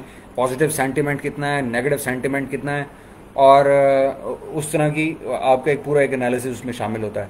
आप वो एक एवरेज वर्जन उसको क्लाइंट के साथ शेयर करते हैं, नंबर ऑफ रिव्यूज़ मुख्तलिफ लिस्ट के क्या हैं, एवरेज आउट कैसे कर रहे हैं, और वो प्राइस पॉइंट के अगेंस्ट कैसे मैच करते हैं, ये भी हम उसको एनालिसिस में देते हैं। एवरेज एज ऑफ लिस्टिंग क्या है टॉप 10, 15, 20 में या टॉप 2 पेजेस में। फिर मार्केट डेप्थ, ये मेरे से उस दिन मेरे ख्याल आयाज लाखानी आज पूछ रहे थे कि ये मार्केट डेप्थ क्या होती है। मार्केट डेप्थ बेसिकली ये होती है कि कितने सेलर्स ज़्यादा से ज़्यादा जो है वो रेवेन्यू बना रहे हैं। फ़र्ज़ करें अगर टॉप 10 अगर बना रहे हैं, उसके बाद 11वां बंदा कोई पैसे नहीं बना रहा ऑनवर्ड, तो इसका मतलब आप टॉप 10 में ही खेलेंगे तो आपको यहाँ कुछ मिलेगा, वरना नहीं मिलेगा। कुछ ऐसी प्रोडक्ट भी होती हैं जिसमें दूसरे पेज के ऊपर लोग भी बैठे हुए 50-50 ऑर्डर ले रहे होते हैं, लेकिन टॉप वाले जो हैं वो 200, 250, 300 ऑर्डर ले रहे होते हैं। तो लेकिन यह कि वो उसकी डेप्थ आपको जो मार्केट की है, वो मार्केट कितनी, कहाँ तक लोग, आपका कस्टमर पर्सोना जो है वो कहाँ तक स्टडी कर रहा है मार्केट की डेप्थ को देखते हुए, कि जी वो जाता कौन से पेज तक, कौन सी पोजीशन, ऑर्गेनिक पोजीशन तक जाके देखना पसंद करता है, वो आपको इस मार्केट डेप्थ एनालिसिस से पता चलता है। जब आप देखते हैं ना कि वो, जब आप दूसरे पेज पे या 48th रैंक के ऊपर जाकर ऑर्गेनिक पे देखेंगे कि उसके ऑर्डर्स भी अगर डेली के 25 या 30 आ रहे हैं, तो इसका मतलब है कि कस्टमर जो है वो वहाँ तक जाके वो लिस्ट को देख रहा है, सर्च रिजल्ट्स को, कम से कम मोटे मोटे कीवर्ड्स के ऊपर। तो ये मार्केट डेप्थ है। ऑन पेज लिस्टिंग क्वालिटी की हम बात करते हैं, इसमें इमेजेस हैं, इसमें बुलेट्स हैं, इसमें टाइटल कैसा होना चाहिए, उसके अंदर अप्रोच क्या होनी चाहिए सेलिंग की, या बेनिफिट्स आप कैसे कर रहे हैं, या आप अपनी लिस्ट के ऊपर अपनी दूसरी प्रोडक्ट्स का अपसेल कर रहे हैं, ये भी पॉसिबल है, अमेज़ॉन पे ये लोग करते हैं। तो ये सारी चीज़ें लिस्टिंग क्वालिटी के अंदर आती हैं, और जो ऑन पेज होती है, जो सामने फ्रंट एंड पे आपको नज़र आ रही होती है। उसके बाद है सेल्स एटलीस्ट 60 डेज और रेवेन्यू, ये बेसिक चीज़ें हैं जो आपको कंसिस्टेंसी देखनी होती है, कितने लोग कमा रहे हैं और कैसा कमा रहे हैं। अमेज़ॉन सेल कर रहा है, पीपीसी कॉर्ड, ये मेरे से उस दिन पूछ रही थी हुमैरा सयानी मेरे से पूछ रही थी। मैं इसके ऊपर एक पोस्ट डालना चाहता हूँ, और मैं डालूंगा क्योंकि इसको यहाँ पे मैं कवर नहीं कर सकता, ये काफ़ी बड़ा टॉपिक है। मैंने उस दिन इसको टच किया था अपनी उस एक पोस्ट में जिसमें मैंने यूनिट इकोनॉमिक्स को टच किया था, लेकिन उसमें मैंने बेसिक्स ओवरव्यू इसका दिया था। तो किसी वक्त मैं इसके ऊपर पीपीसी कॉस्ट के ऊपर जो है एक जो हम एंटिसिपेट करते हैं जब हम प्रपोजल बनाते हैं अपने क्लाइंट के लिए, तो वो कहते हैं ना अगर मेरा बजट कितना होगा, क्योंकि अक्सर क्लाइंट ये पूछना चाहता है कि मुझे पीपीसी पे अगर मैं रैंक करूँगा तो मुझे कितना पैसा मेरा पीपीसी के ऊपर लगेगा, तो वो भी हमने उसके साथ शेयर करना होता है। वो कभी भी करेक्ट फिगर्स नहीं होते, लेकिन हम एक रफ आइडिया उसके साथ शेयर कर सकते हैं। वो कैसे करते हैं वो मैं किसी को पोस्ट डालता हूँ ग्रुप के ऊपर, तो आप लोगों के साथ भी शेयर करूँगा। फिर किसी सेशन में इसको आगे सेशन को लगेगा तो उसमें आपके साथ शेयर भी कर लूँगा, ऑनलाइन दिखा भी दूँगा आपको कैसे हम वो करते हैं। प्रोडक्ट वेट साइज़, ये बेसिक चीज़ें हैं जो कि कितना कॉस्ट आएगी, सेलिंग प्राइस क्या होनी चाहिए, फ्लोर प्राइस क्या होनी चाहिए, सीलिंग प्राइस क्या होगी, रैंक हिस्ट्री क्या है, कैश बजट क्या, ये अच्छा ये जो कैश बजट टू कम्पीट है ना, ये लोग नॉर्मली क्या करते हैं जी, हमारे जो फ्रीलांसर बेचारे शरीफ लोग बैठे हैं वो बेचारे, अब वो बात ये लोग मुझे कहते हैं कि जी आप तो बहुत लोगों की बुराइयां करते हैं। मैं बुराइयां कैसे ना करूं, जब आप देखें, मैं आपको यहाँ चीज़ सिखा रहा हूँ, अब जो मैं आपको सिखा रहा हूँ ना, आप उसी को रेप्लिकेट करने की कोशिश करेंगे अपने, यानी कि स्ट्रैटेजी को जो आपको अच्छी लगेगी आप पिक करेंगे, या जो आपको पता होगा कि ये काम करती है, या ये बंदा एक कोई सीनियर है, इसने धक्के खा लिए हैं 4 से, इसको पता लग गया है तो ये बता रहा है, तो चलो मैं इसको करके देखता हूँ।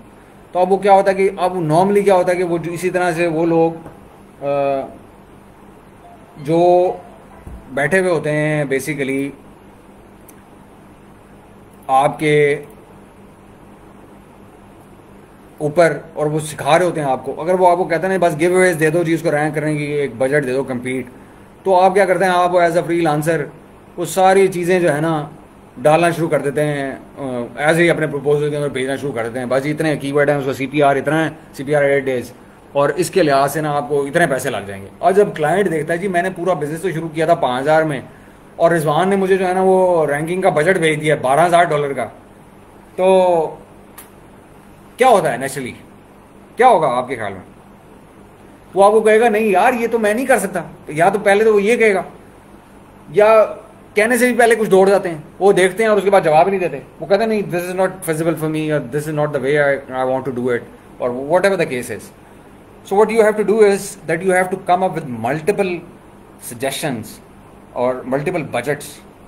जैसे उस दिन यहाँ बात हो रही थी कि किस किस तरीके से आप मुख्तलिफ अल्टरनेटिव रैंकिंग स्ट्रैटेजीज लोगों को दे सकते हैं। अभी देखें हमें कुछ ऐसा पहले, जब तक ये ईओ नहीं बना था, तो वो ये ब्रांड ऑडियंस बिल्डिंग और ब्रांड बिल्डिंग की कॉन्सेप्ट के ऊपर हम बात ही नहीं करते थे कहीं पे भी, और ये कहीं मेन स्ट्रीम में आता ही नहीं था डिस्कशन में, तो ये ऑप्शन ही नहीं होती थी। हमारे जो प्रपोजल्स जाते थे क्लाइंट्स के पास, आई एम श्योर के नहीं होंगे, आप लोगों के सारों के भी नहीं होंगे।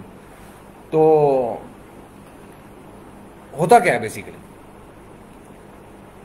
होता ये है कि जब जितने ज़्यादा ऑप्शन आप उसको देते हैं तो क्लाइंट के पास उतने ज़्यादा ऑप्शन होते हैं आपके साथ काम करने के,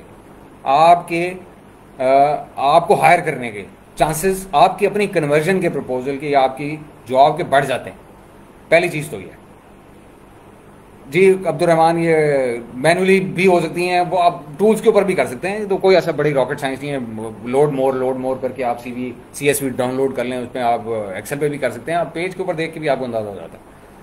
अच्छा, तो मकसद ये है कि जब आप उसको रेंज ऑफ कैश बजट देते हैं टू कम्पीट, तो क्या होता है अल्टीमेटली उसके बाद ऑप्शंस आ जाती हैं, आपको ना करना भी उसके लिए मुश्किल होना शुरू हो जाता है।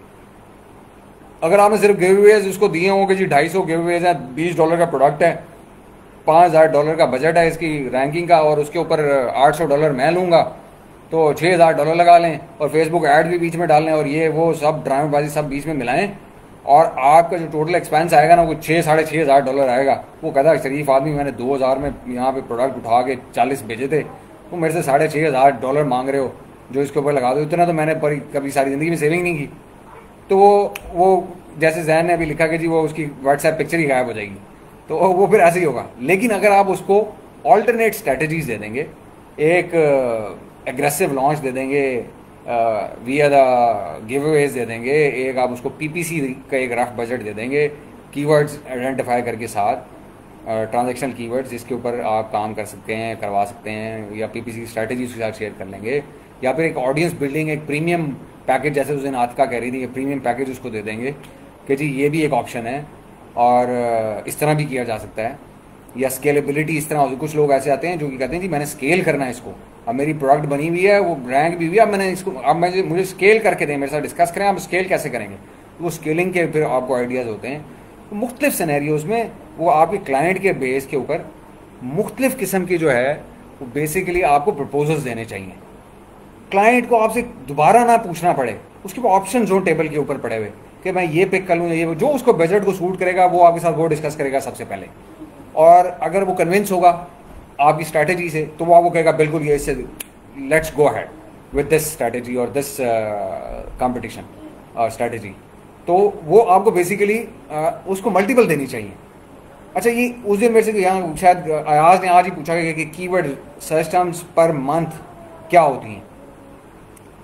अच्छा, ये बेसिकली क्या है, कुछ कैटेगरीज ऐसी होती हैं जहाँ पे ना आपके पास ज़्यादा सर्च टर्म या ज़्यादा कीवर्ड्स डेप्थ होती है रैंक करने के लिए। मतलब अगर आप रिवर्स एसिन करें तो कहीं कुछ कैटेगरीज ऐसी होंगी, सब कैटेगरीज ऐसी होंगी जहाँ पे आपको सिर्फ 20 कीवर्ड ही खेलने के लिए मिलेंगे। कुछ ऐसी कैटेगरीज होंगी और सब कैटेगरीज होंगी जहाँ पे आपको 50 मिलेंगे। कुछ ऐसी होंगी जिनमें 200 भी मिल जाएंगे। कुछ ऐसी होंगी जिन पे हो जाता है इससे भी ज़्यादा मिल रहे हैं आपको। तो ये जो कीवर्ड्स, उनका जो टोटल समेशन होता है ना उनकी सर्चेस का, जो भी उसके सुपर रेलेवेंट, हाईली रेलेवेंट और रेलेवेंट कीवर्ड्स होते हैं, उन सारों का टोटल नंबर ऑफ कीवर्ड्स और उनके अगेंस्ट जो टोटल नंबर ऑफ सर्चेस हो रही हैं, उन सुपर रेलेवेंट, हाईली रेलेवेंट और रेलेवेंट कीवर्ड्स के ऊपर, वो उनका जो समेशन है ना, वो बेसिकली उसका पर मंथ कीवर्ड्स का सर्च वॉल्यूम है। तो अगर आपको ये बात समझ में आ जाए कि जी कंपेटिटर जो टॉप में बैठा हुआ है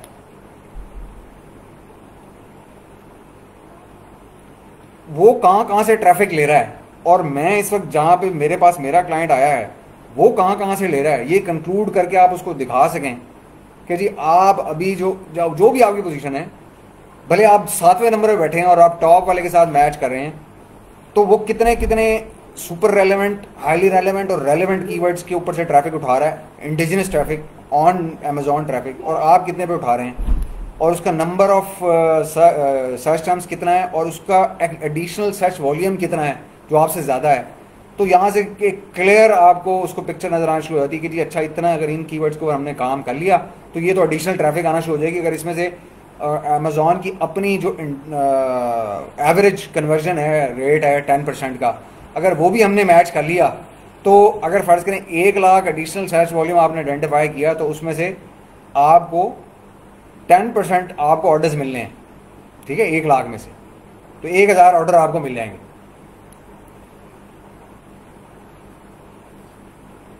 अब ये चीज़ें आपको लिस्टिंग की ऑडिट के अंदर ही करनी पड़ती हैं, यहाँ पे ही आइडेंटिफाई करनी चाहिए, यहीं पे उसको बताना चाहिए। अब इसको नॉर्मली लोग क्या करते हैं, वो कंपेटिटर कीवर्ड एनालिसिस के अंदर ही पार्क करने की कोशिश करते हैं, लेकिन ये एक बिल्कुल डिफरेंट और एक सेपरेट चीज़ है, क्योंकि हम इन कीवर्ड्स को फिर जाके फर्दर एनालिसिस करते हैं। उन कीवर्ड जब हम वो शॉर्टलिस्ट कर लेते हैं कीवर्ड, तो हम ये देखते हैं कि उसकी ट्रैफिक कहाँ से आ रही है। उस ट्रैफिक के आने के जो मीन्स थे वो मैंने उस दिन यहाँ पोस्ट किए थे ग्रुप के ऊपर, कि या तो वो ट्रेडिशनली इंडेक्स हुआ होगा यानी ऑर्गेनिक सर्चेस के साथ, या फिर वो फील्ड एसएन इंडेक्स हुआ होगा जो पेड ट्रैफिक होती है, यानी कि या पीपीसी के थ्रू या फिर एक्सटर्नल ट्रैफिक के थ्रू। वो उसका पूरा मेथड मैंने यहाँ पे पहले एक पोस्ट में डाला हुआ, मेरे ख्याल में उसकी डिटेल में मुझे जाने की जरूरत नहीं है। जो भी आपको पीपीसी स्पॉन्सर्ड रैंक में कीवर्ड के आगे स्पॉन्सर्ड रैंक ना मिल रहा हो और वो फील्ड एसएन इंडेक्स पे इंडेक्स चेकर में नजर आ रहा हो, इसका मतलब ये है कि वो एक्सटर्नल ट्रैफिक लेके आ रहा है, या वो फेसबुक से आ रही है, या इंस्टा से आ रही है, या वो पिंटरेस्ट से आ रही है, या वो गूगल से आ रही है, या उसकी वेबसाइट से आ रही है, या किसी इन्फ्लुएंसर से आ रही है, कहीं से भी आ रही है, वो ट्रैफिक कहीं बाहर से आ रही है। और आपने वो ट्रैफिक, आप जब उसको सर्च टर्म्स का नंबर बताएंगे और उसकी ट्रैफिक बताएंगे और साथ उसको ये भी बता देंगे कि ये ट्रैफिक आ कहां से रही है, तो क्या करेंगे आप, you will make it very helpful for him कि आप उसको राजी करें कि स्पेंड करे। अगर वो बाहर से आ रही है, ऑफ अमेजॉन आ रही है, वो फेसबुक से आ रही है, कि वो एड स्पेंड करे, अपने बजट में ले और उससे कन्वर्ट हो और अपने चांसेस बेहतर करे, उसके ऑर्डर्स बेहतर होंगे, उसकी ऑर्गेनिक रैंकिंग बेहतर होगी और उसकी डिस्कवरेबिलिटी बेहतर होगी और अल्टीमेटली कन्वर्जन बेहतर होगी और सेल्स बेहतर हो जाएगी।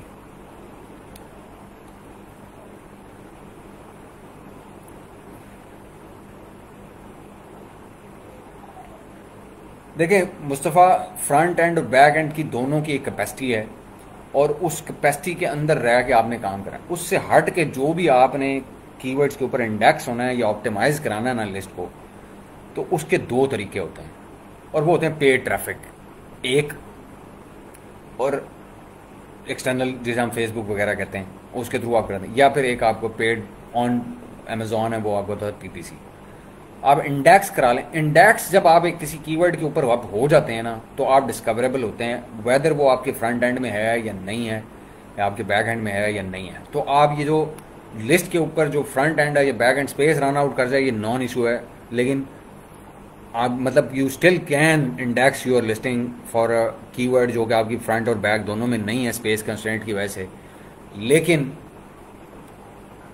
आप उसको पेड ट्रैफिक के जरिए एक्सटर्नल या पीपीसी में टारगेट करके इंडेक्स करा सकते हैं, तो उस पर सर्चेबल होना शुरू हो जाएंगे जब आप इंडेक्स हो जाएंगे।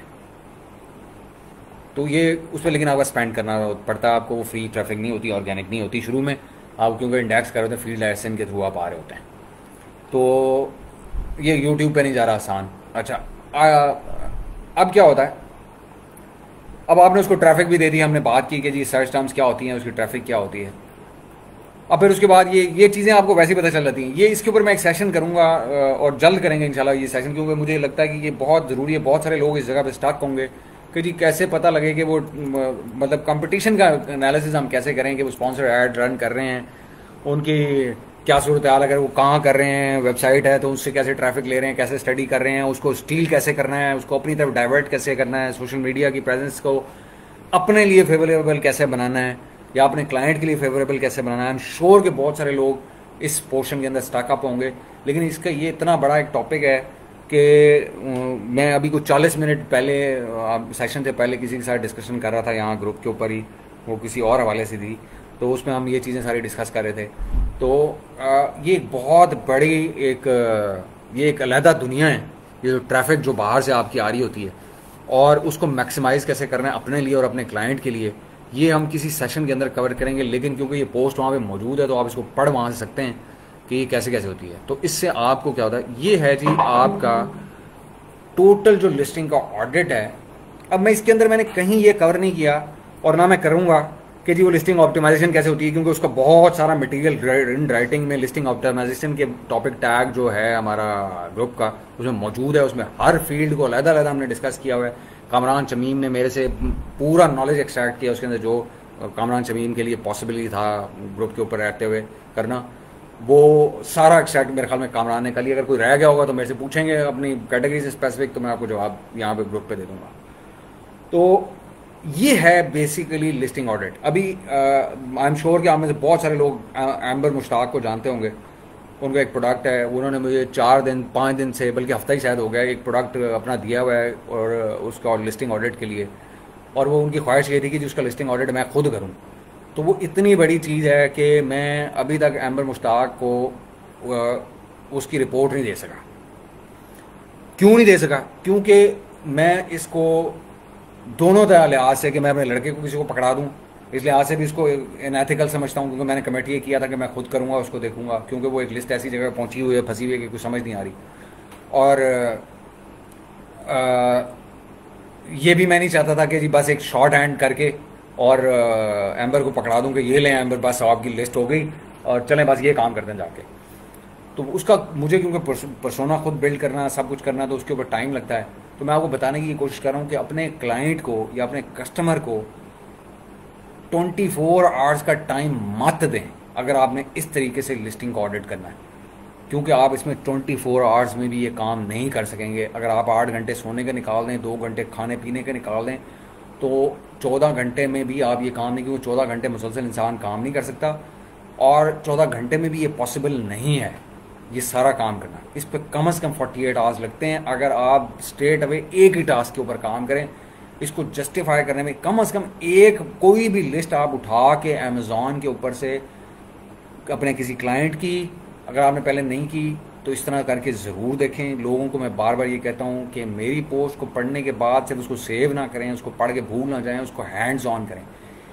अभी भी मैं आपको बता रहा हूँ, और ये मैं अल्लाह से डर की बात कह रहा हूँ, कि इस वक्त जो नॉलेज मौजूद है ग्रुप के अंदर, अगर आप उस सारे को tabs wise, topic tag wise अगर आप उसको एक्सप्लोर करें, तो वो बाकी सारी जगहों से बहुत ज़्यादा नॉलेज इस वक्त भी इस छोटे से प्लेटफॉर्म के ऊपर 3 महीने में अवेलेबल है, जो कि शायद बड़े से बड़े प्लेटफॉर्म के ऊपर भी इस वक्त अवेलेबल नहीं होगा। और वो टू द पॉइंट और एग्जैक्ट नॉलेज है, first hand from the front hand उससे नॉलेज है। उसको यूटिलाइज़ करें, और वो यूटिलाइज़ करने का बेहतरीन तरीका ये है कि आप उसको पढ़ें और उसके बाद उसका हैंड्स ऑन करें। ज़रूरी नहीं है कि आपका कोई क्लाइंट हो, आप सेलर सेंट्रल में घुसें तो ही आप ये काम करें। आप किसी दोस्त को कहें कि मुझे कोई भी जैसे ये फूड स्टोरेज ऑर्गेनाइजेशन सेट्स का हम एक वो कर रहे थे, उसको कहें कि भाई जिसके पास उसकी एक्सेस हो, बल्कि मैं कोशिश करता हूँ अपनी टीम को कहूँगा कि इन सारी कैटेगरीज़ की जो मेन कैटेगरीज जो यूज़ होती हैं पाकिस्तानी सेलर्स की या गोरों की, उन सारों की जो BTC जो है वो इकट्ठी करके डाउनलोड करके यहाँ पे फाइल सेक्शन में रख दें, ताकि हर बंदा वहाँ से एक्सेस करके उसको डाउनलोड करके उसको खुद पॉपुलेट करके उसको यूज़ केस बना के उसे सीख सके। मेरा एक पर्पज़ है सिर्फ और सिर्फ, और वो पर्पज़ ये है कि मैंने किसी से आपसे टका नहीं लेना और मैंने आप सारों को चैम्पियन बनाना है। क्योंकि जब मैं ही काम करने घुसा था तो मुझे बताने वाला कोई नहीं था। और जब मुझे बताने वाला कोई नहीं था, तो जितने बड़े बड़े नाम भी थे ना, जो मुझे लोग आप कहते हैं जी गालियाँ निकालते हैं आप उन्हें, मैं किसी को गालियाँ नहीं निकालता, लेकिन I was truly and really hurt by the fact कि ये चीज़ें नहीं हैं अवेलेबल उन लोगों के लिए जो सीखना चाहते हैं, समझना चाहते हैं और करना चाहते हैं। ये कोई प्लेटफॉर्म नहीं करेगा, ना करते हैं वो। उनका ऑब्जेक्टिव कुछ और है, हमारा ऑब्जेक्टिव कुछ और है। हम अपने ऑब्जेक्टिव के ऊपर रहना चाहते हैं और हम ये चाहते हैं कि हम यहाँ लोगों को, जो कम से कम ये 1800 2000 लोग हैं, हम नहीं चाहते हमें 50,000 लोग मिले। हम कहते हैं हम ये 1800 में से 10% लोगों को भी अगर तैयार कर लें, 180 फ्रीलांसर एक चैंपियन किस्म का कर लें, तो वो साथ में 1800 को खुद ब खुद लेके चल पड़ेगा। जब टीम की उसके बाद काम इतना ज़्यादा हो जाएगा कि उसको लोगों को खुद साथ अटैच करना पड़ेगा। और ये चीज़ें वक्त के साथ साथ आपको आइडिया होगा कि जब आप ये हैंड्स ऑन करना शुरू करेंगे ना, देखें इसको लाइटली मत लें। मैं आपको बार बार, अगर आप अपने खुद सेलर हैं या अगर आप सेलिंग करना चाहते हैं फ्रीलांस की, तो सिर्फ ये काम करें काइंडली कि जो भी कोई सेशन होता है या हम कोई पोस्ट डालते हैं, उसके ऊपर प्रैक्टिकली उसको इस्तेमाल करें, उसको लाइट मत लें, सिर्फ पढ़ के मत छोड़ें। आप में से बहुत सारे लोग दूसरे प्लेटफॉर्म के भी आए हुए हैं। अगर कोई ऐसा केस होता तो मैं इन सारों को बाहर निकाल देता। मेरा ये ऑब्जेक्टिव नहीं है। मेरा ऑब्जेक्टिव सिर्फ ये है कि जो लोग मेरी तरह जलीलो ख्वार हुए हैं और होते हैं और अभी भी उनको सिरे नहीं मिल रहे, उनको सिरा पकड़ाया जाए कहीं से। हर चीज़ का वो सिरा पकड़ाया जाए जिसे क्वालिटी रिसोर्स, और वो सिर्फ वो बातें ना हो कि जी आपने एक कोर्स पढ़ लिया और जाएं बस अब आप $2000 बना सकते हैं। मैं आपको बताऊं, मैंने सिंगल हैंडेडली $2000 से ज़्यादा पैसे कमाए हैं, $5000 से भी कमाए हैं। मैं उस दिन बता रहा था किसी बंदे को कि मैं सिर्फ एक सर्विस दे के, मैं किसी दिन मैं बता रहा था, मैं सर्विस का नाम नहीं अभी बताना चाहूँगा क्योंकि अभी वो आगे की चीज़ आपके लिए, वो मैंने एक महीने में उससे $18,000 का बिजनेस किया अपनी एजेंसी के लिए, अपने लोगों के लिए। $18,000 का एक स्किल से, जस्ट वन। तो अगर आप चीज़ें प्रॉपरली करते हैं और उसमें आप स्पेशलाइज करना शुरू कर देते हैं, किसी एक चीज़ के अंदर स्पेशलाइज भी कर लें अगर आप, तो इतना बिजनेस है, इतना काम है कि आपकी सोच है। इंडेक्स करना कोई मुश्किल नहीं है, ट्रेडिशनल इंडेक्सिंग, ये फैज़ान इसको, ये तो आप सिंपल अपना एसेंट डालें और साथ कीवर्ड डालें, तो ये ट्रेडिशनल इंडेक्स विद 8-10 सर्चें करेंगे तो वो हो जाएगा खुद ब खुद ही। और फील्ड एसेंट मैं पहले बता चुका हूँ कि एक्सटर्नल ट्रैफिक से होता है या फिर वो पेड ट्रैफिक PPC से होता है। अच्छा, नेक्स्ट टाइम मैं कोशिश करूंगा कि लेमन टर्म्स में वो करूँ। अब मसला ये है कि ये सारा टेक्निकल नॉलेज है। अब मुझे समझ ये नहीं आती कि मैं अमेज़ॉन में जो वो प्रोडक्ट फीड है, जिसे यहाँ लोकल में फ्लैट फाइल कहते हैं, अब मैं उसको उर्दू में क्या कहूँ। अब मुझे ये भी समझ नहीं आती। आप, मैं समझ रहा हूँ आप क्या कहना चाह रहे हैं, लेकिन मेरा मसला ये है कि अगर मैं किसी और लफ्ज़ में उसको समझाऊंगा तो आप उसको जाके ढूंढेंगे कैसे और उसको समझेंगे कैसे और रिप्लाई कैसे करेंगे और गोरे को कम्युनिकेट कैसे करेंगे। तो जो कुछ टर्मिनोलॉजी आपको ग्लॉसरी ऑफ टर्म्स ग्रुप पे मौजूद है, काइंडली उसके ऊपर थोड़ा टाइम स्पेंड करें, उसके अंदर थोड़ा टाइम इन्वेस्ट करें, वो जाके आप उसको स्टडी करें। फिर ये जो इस तरह की ऑडिट्स हैं, कोई लिस्ट उठा लें, कोई गार्लिक प्रेस उठा लें, कोई स्टॉ उठा लें स्टेनलेस स्टील का, कोई भी चीज़ उठा लें, जेनेरिक उठा लें। आप उसको एक बार लिस्टिंग ऑडिट ज़रूर करें। आपको जो उसमें प्रॉब्लम्स आते हैं ग्रुप के ऊपर वो पोस्ट डालें। जब मेरे पास टाइम होता है, जब भी अवेलेबल होता है, मैं ग्रुप में लोगों को जवाब देता हूँ और पर्सनली जवाब देता हूँ। हर किसी को कोशिश करूँगा उसको भी जवाब दूँ। मेरे से ज़्यादा नॉलेजेबल लोग भी मौजूद हैं इसी प्लेटफॉर्म के ऊपर, उनका पूरा फ़ायदा उठाएं और जो एक दूसरे की हेल्प आप कर सकते हैं आप वो करें, क्योंकि अल्टीमेट सिर्फ एक चीज़ बचती है और वो ये है कि आप at the end of the day इस प्लेटफॉर्म से या इस कम्युनिटी से क्या लेके जा रहे हैं और क्या दे के जा रहे हैं। ये चीज़ मेरे लिए ये सबसे इम्पोर्टेंट है, क्योंकि मैं यहाँ पे दिन रात अगर आपको चीज़ें सिखाता रहूँ और उसके बाद पता चले लोग नॉलेज लेते तो जाएं और निकलते जाएं, तो फिर मुझे पसंद नहीं आएगा। जो बड़ी सच्ची बात, फिर तो यही हुआ कि मैं दीवार से टकरे मार रहा हूँ और कुछ सेल्फिश लोग उसके अंदर चीज़ें लेके जा रहे हैं, दूसरों की हेल्प नहीं कर रहे और वो उनको भी रिस्पॉन्ड मुझे करना पड़ा है। और लोग इंतज़ार कर रहे होते हैं कि जी रिजवान कभी आएगा और वो जवाब देगा तो फिर आगे काम होगा। तो ऐसा नहीं चलेगा। काइंडली शेयर करें, अब मुझे इतने, जब ये डिसीजन अभी हमने पिछले दिनों लिया, कुछ लोगों को यहाँ से बाहर हमने भेजा, वो ठीक है, बड़ा टफ डिसीजन था। आप लोगों ने बड़ी मेरी उसमें खिंचाइयाँ विचाइयाँ भी की कि जी ये गलत हुआ, आपने ऐसा कर दिया, आपने वैसा कर दिया, आप बदतमीज़ी हो गई, फलाना हो गया, वो बड़ा चैम्पियन है, ये चैम्पियन है, वो चैम्पियन है। मेरा सिर्फ पॉइंट सिर्फ एक है, वो उस दिन भी था, आज भी है, कि जो बंदा आपके प्लेटफॉर्म से लर्न करे वो आपको कुछ दे के जाए। अगर वो नहीं दे रहा तो वो सेल्फिश है, वो लोगों की हेल्प नहीं कर रहा, उसने जो सीखा इस प्लेटफॉर्म से वही लोगों को वापस नहीं लौटा रहा, तो वो हमें उसका क्या फ़ायदा है। मेरा सिर्फ क्वेश्चन ये है। तो काइंडली अगर मेरे से किसी बंदे के साथ अगर ऐसा हो जाता है या मेरे मॉडरेटर्स कर देते हैं तो मैं पर्सनली उसे एक्सक्यूज़ करता हूँ, लेकिन उसका ऑब्जेक्टिव सिर्फ एक होता है, उसके पीछे कोई पर्सनल वेंडेटा नहीं है। अगर वेंडेटा होता तो यहाँ बहुत सारे लोग, दूसरे कोर्सेज के मेंबर्स यहाँ पे मौजूद हैं, बेसिकली क्रीम यहाँ पे मौजूद है, इस वक्त मेरा ये सेशन भी ले रही होगी, वो फिर यहाँ ना होती। तो अगर वो यहाँ पे है और ये पर्सनल वेंडेटा होता तो वो मैं सारे कोर्सेज को उठा के बाहर फेंक चुका होता। तो ऐसा कुछ नहीं है, इसका सिर्फ एक है, जो लिखा जाता है, जो मैंने लिखा था वो मेरा वही मतलब था कि अगर आप चाहते हैं कि आप यहाँ रहें, यहाँ से वैल्यू लें, तो ग्रुप के ऊपर काइंडली इतने सीनियर लोग आप मौजूद हैं, आप किसी को कुछ जवाब ही नहीं देते।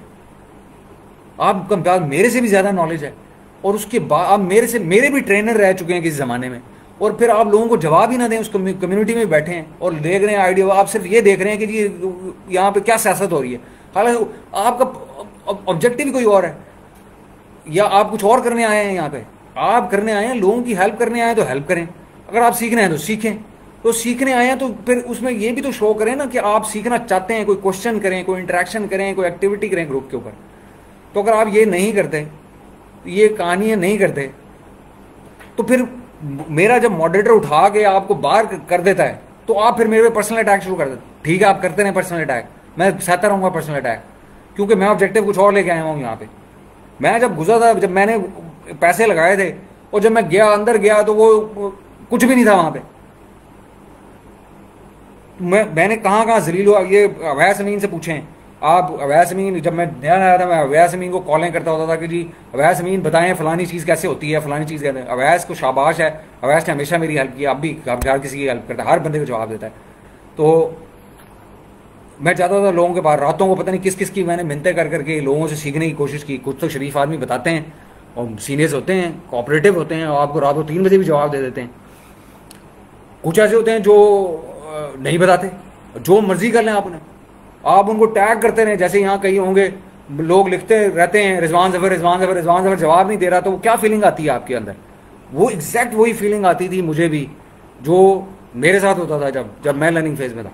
तो मैंने ये सोचा कि जब मैं लर्न कर लूँगा तो मैं एक ऐसा प्लेटफॉर्म बना दूंगा जहाँ मैं लोगों को वो नॉलेज फ्री ऑफ कॉस्ट देना शुरू कर दूंगा, जहाँ उन्हें पूछने की जरूरत ना हो, या कम से कम कोई ऐसी जगह हो जहाँ पे वो फर्स्ट हैंड नॉलेज जो है ना वो आप वो ले सकें और उसको अप्लाई कर सकें, और उसको अप्लाई करते हुए जो फिजिकली प्रैक्टिकली आपको जो चैलेंजेस आए वो भी डिस्कस कर सकें। एक ऐसा प्लेटफॉर्म होना चाहिए। हर किस्म के स्किल को बूस्ट करने के लिए एक ऐसी जगह होनी चाहिए कि आप जो नॉलेज आपने थ्योरेटिकल लिया हो, जब आप उसको प्रैक्टिकली अप्लाई करें और आगे उसको क्वेश्चन करें तो वहाँ लोग आपको जवाब देने के काबिल होने चाहिए, और एक से ज़्यादा लोग ऐसे काबिल होने चाहिए। सिर्फ रिजवान ज़फ़र के ऊपर डिपेंड ना करें, वो आप भी हो सकते हैं, आप में से भी कोई हो सकता है। तो काइंडली ये जो भी सेशन आपके आज के बाद आएंगे, मेरी आपसे एक ही रिक्वेस्ट है कि उस सेशन को लाइटली इस सेंस में ना लें कि वो सुन लिया कि अच्छा की कर रहे हैं, ये की सोचा ने इधर माइंड लेवल की है, बस ये स्टो में ना रहें, उससे सीखें, उसको सीख के अप्लाई करें। आपको जो प्रॉब्लम्स आते हैं ग्रुप पे डिस्कस करें, मैं आपको जवाब दूंगा। मैं आपको मुझे जितना नॉलेज होगा, मैंने आपको उस दिन भी पहले कहा था मैं अकेले कुल नहीं हूँ, लेकिन जो मेरे पास नॉलेज है वो मैं सब शेयर करने के लिए तैयार हूँ और करता आ रहा हूँ। और वो लोग मुझे कह रहे थे कि जी ये सिर्फ जो है ना वो मैगजीन बन गया है, ब्लॉग बन गया है, तो उसके अंदर सेशन नहीं होते प्रैक्टिकल चीज़ों के। तो मैंने कहा चलो ये प्रैक्टिकल सेशन भी हम स्टार्ट करते हैं जैसे जैसे वक्त हमें मिलेगा। तो बस मेरा आपसे कहना यही है कि जब भी आप किसी क्लाइंट के साथ वो करें तो उसको एक अपना अपसेल दें, और अपसेल उसका प्रॉपर वे में होना चाहिए। और वो अपसेल प्रॉपर वे में ऐसे पॉसिबल होता है कि आप पूरा नॉलेज जो आपको जो आपने सीखा हो उसको हैंड्स ऑन करके आपने प्रैक्टिस किया हो वो उसके साथ शेयर करें वैल्यू, और वो प्रॉपर वे में करें। गलत अगर आपको चीज़, अगर आपको क्लैरिटी नहीं है, आप काम करें किसी क्लाइंट की लिस्टिंग के ऊपर या ऑडिट कर रहे हैं, तो आप लोगों से पूछें, ग्रुप पे पूछें, वो आपको जवाब देंगे, आपको हेल्प करेंगे। और उसके बाद क्या होगा, अल्टीमेटली आपकी भी वो कन्फ्यूजन क्लियर होगी और आपके साथ 50 और लोगों की भी क्लियर हो जाएगी। जब वो क्लैरिटी सबके माइंड में आ जाएगी तो सबका भला हो जाएगा। वो एक आपके क्वेश्चन से, तो क्वेश्चन पूछने में कभी झिझक महसूस ना करें। इसमें सेशन में बहुत सारे अभी चीज़ें हैं जो रह गई हैं, क्योंकि ये इतना बड़ा टॉपिक है। मैं आपको ऑनेस्टली बताऊं, ये एक आध सेशन में क्या, ये शायद 10 सेशन के अंदर भी लिस्टिंग ऑडिट जो है ना वो कंप्लीट नहीं होगा। आप इसको एक उसमें चलेंगे। मैंने आपको एक ओवरव्यू दिया है, उसका मकसद आपको ये है कि मैं दोहरा देता हूँ कि आप जब लिस्टिंग ऑडिट करते हैं तो उसमें जो आपका रशनैल होता है वो बेसिकली क्या होता है, आपने हेल्प करना होता है अपने क्लाइंट को विजिबल होने के लिए। विजिबल क्यों होना ज़रूरी होता है कि वो कन्वर्ट हो सके। कन्वर्ट होगा तो क्या होगा, एक तो सेहत उसकी होगी, उसकी आरओआई बेहतर होगी, दूसरा वो रैंक होगा और कोई उसका बिजनेस जो है लॉन्ग टर्म बेसिस पे खड़ा होगा। तो आपको ऑन अमेज़ॉन ट्रैफिक और ऑफ अमेज़ॉन ट्रैफिक दोनों के लिए आपको ऑप्टिमाइज़ करना है लिस्टिंग को। इस इंटेंट से आपको पर्सोना भी देखना पड़ेगा, आपको कस्टमर की इंटेंट जानने के लिए ऑडिट करना पड़ेगा, और उस कस्टमर की इंटेंट को मैच करने के लिए भी आपको देखना पड़ेगा। और प्लस आपको इन चीज़ों को भी ख्याल रखना पड़ेगा कि कहीं पे भी आप वैल्यू ऐड कर सकते हैं जो कि नहीं हो रही किसी भी जगह के ऊपर, नहीं हुई, तो वो भी आप क्लाइंट को दे दें आप सेल के तौर पे, और उसको कहें ये जगह पे तुम इम्प्रूव कर सकते हो। तुम मेरे साथ करो, किसी के साथ भी करो, लेकिन ये वो आइडेंटिफाइड एरियाज़ हैं जहाँ पे तुम्हें करने हैं और तुम्हें करना चाहिए। हम इसके अंदर कुछ सेगमेंट्स अगर हैं जिस पर मज़ीद क्लैरिटी चाहिए होगी तो हम एक कोई बंदा पोस्ट डाल दे उसके ऊपर, जिसके ऊपर जिस टॉपिक को आप इन डेप्थ और कवर करना चाहेंगे हम उसको फिर देख लेंगे, दोबारा देख लेंगे। यहाँ कमेंट्स में अंदाज़ा लगाना मुश्किल है मेरे लिए कि कौन लोग क्या चाहते हैं। तो एक पोस्ट के ऊपर जितने ज़्यादा वोट जिसके होंगे उसके लिहाज से आप फिर उसको अरेंज कर लें। तो मेरे ख्याल में ये सेशन काफ़ी हो गया, 1.5-2 घंटे हमने इसके ऊपर डिस्कशन कर ली है। तो हम मज़ीद इसको फिर किसी और सेशन में कर लेंगे। तो मेरे ख्याल में क्लोज़ करें सेशन को, क्या ख्याल आप लोगों का?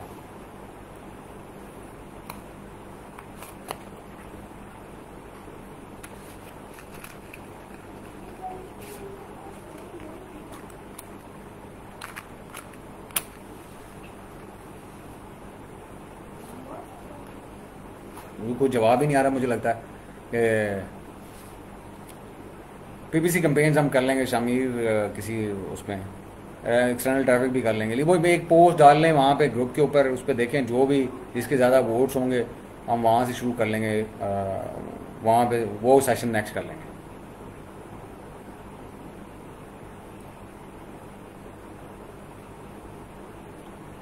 चलें जी, फिर अल्लाह हाफिज़। आप लोगों का शुक्रिया, आपने ज्वाइन किया, और मेरा ख्याल है काफ़ी चीज़ें क्लियर हो गई होंगी। अगर नहीं हुई तो फिर नेक्स्ट उसमें सेशन के अंदर हम किसी वक्त बैठ के उसको मज़ीद क्लैरिटी जो है ना वो कर लेंगे। इंटर्नशिप प्रोग्राम आके ज़रूर आएगा इंशाल्लाह, हम उसके ऊपर काम करें और हमारी पूरी नीयत यही है कि वो काम हो जाए। तो करेंगे इंशाल्लाह, सब ऐसा सब करेंगे, क्योंकि अभी हम अपनी इन्फेंसी में हैं, हमें और बड़े मामला देखने हैं। तो इंशाल्लाह सब करेंगे। ठीक है जी, चलें, आप सब लोगों का बहुत शुक्रिया, बारक अल्लाह जी। ठीक है जी, ठीक, अल्लाह हाफिज़, थैंक यू।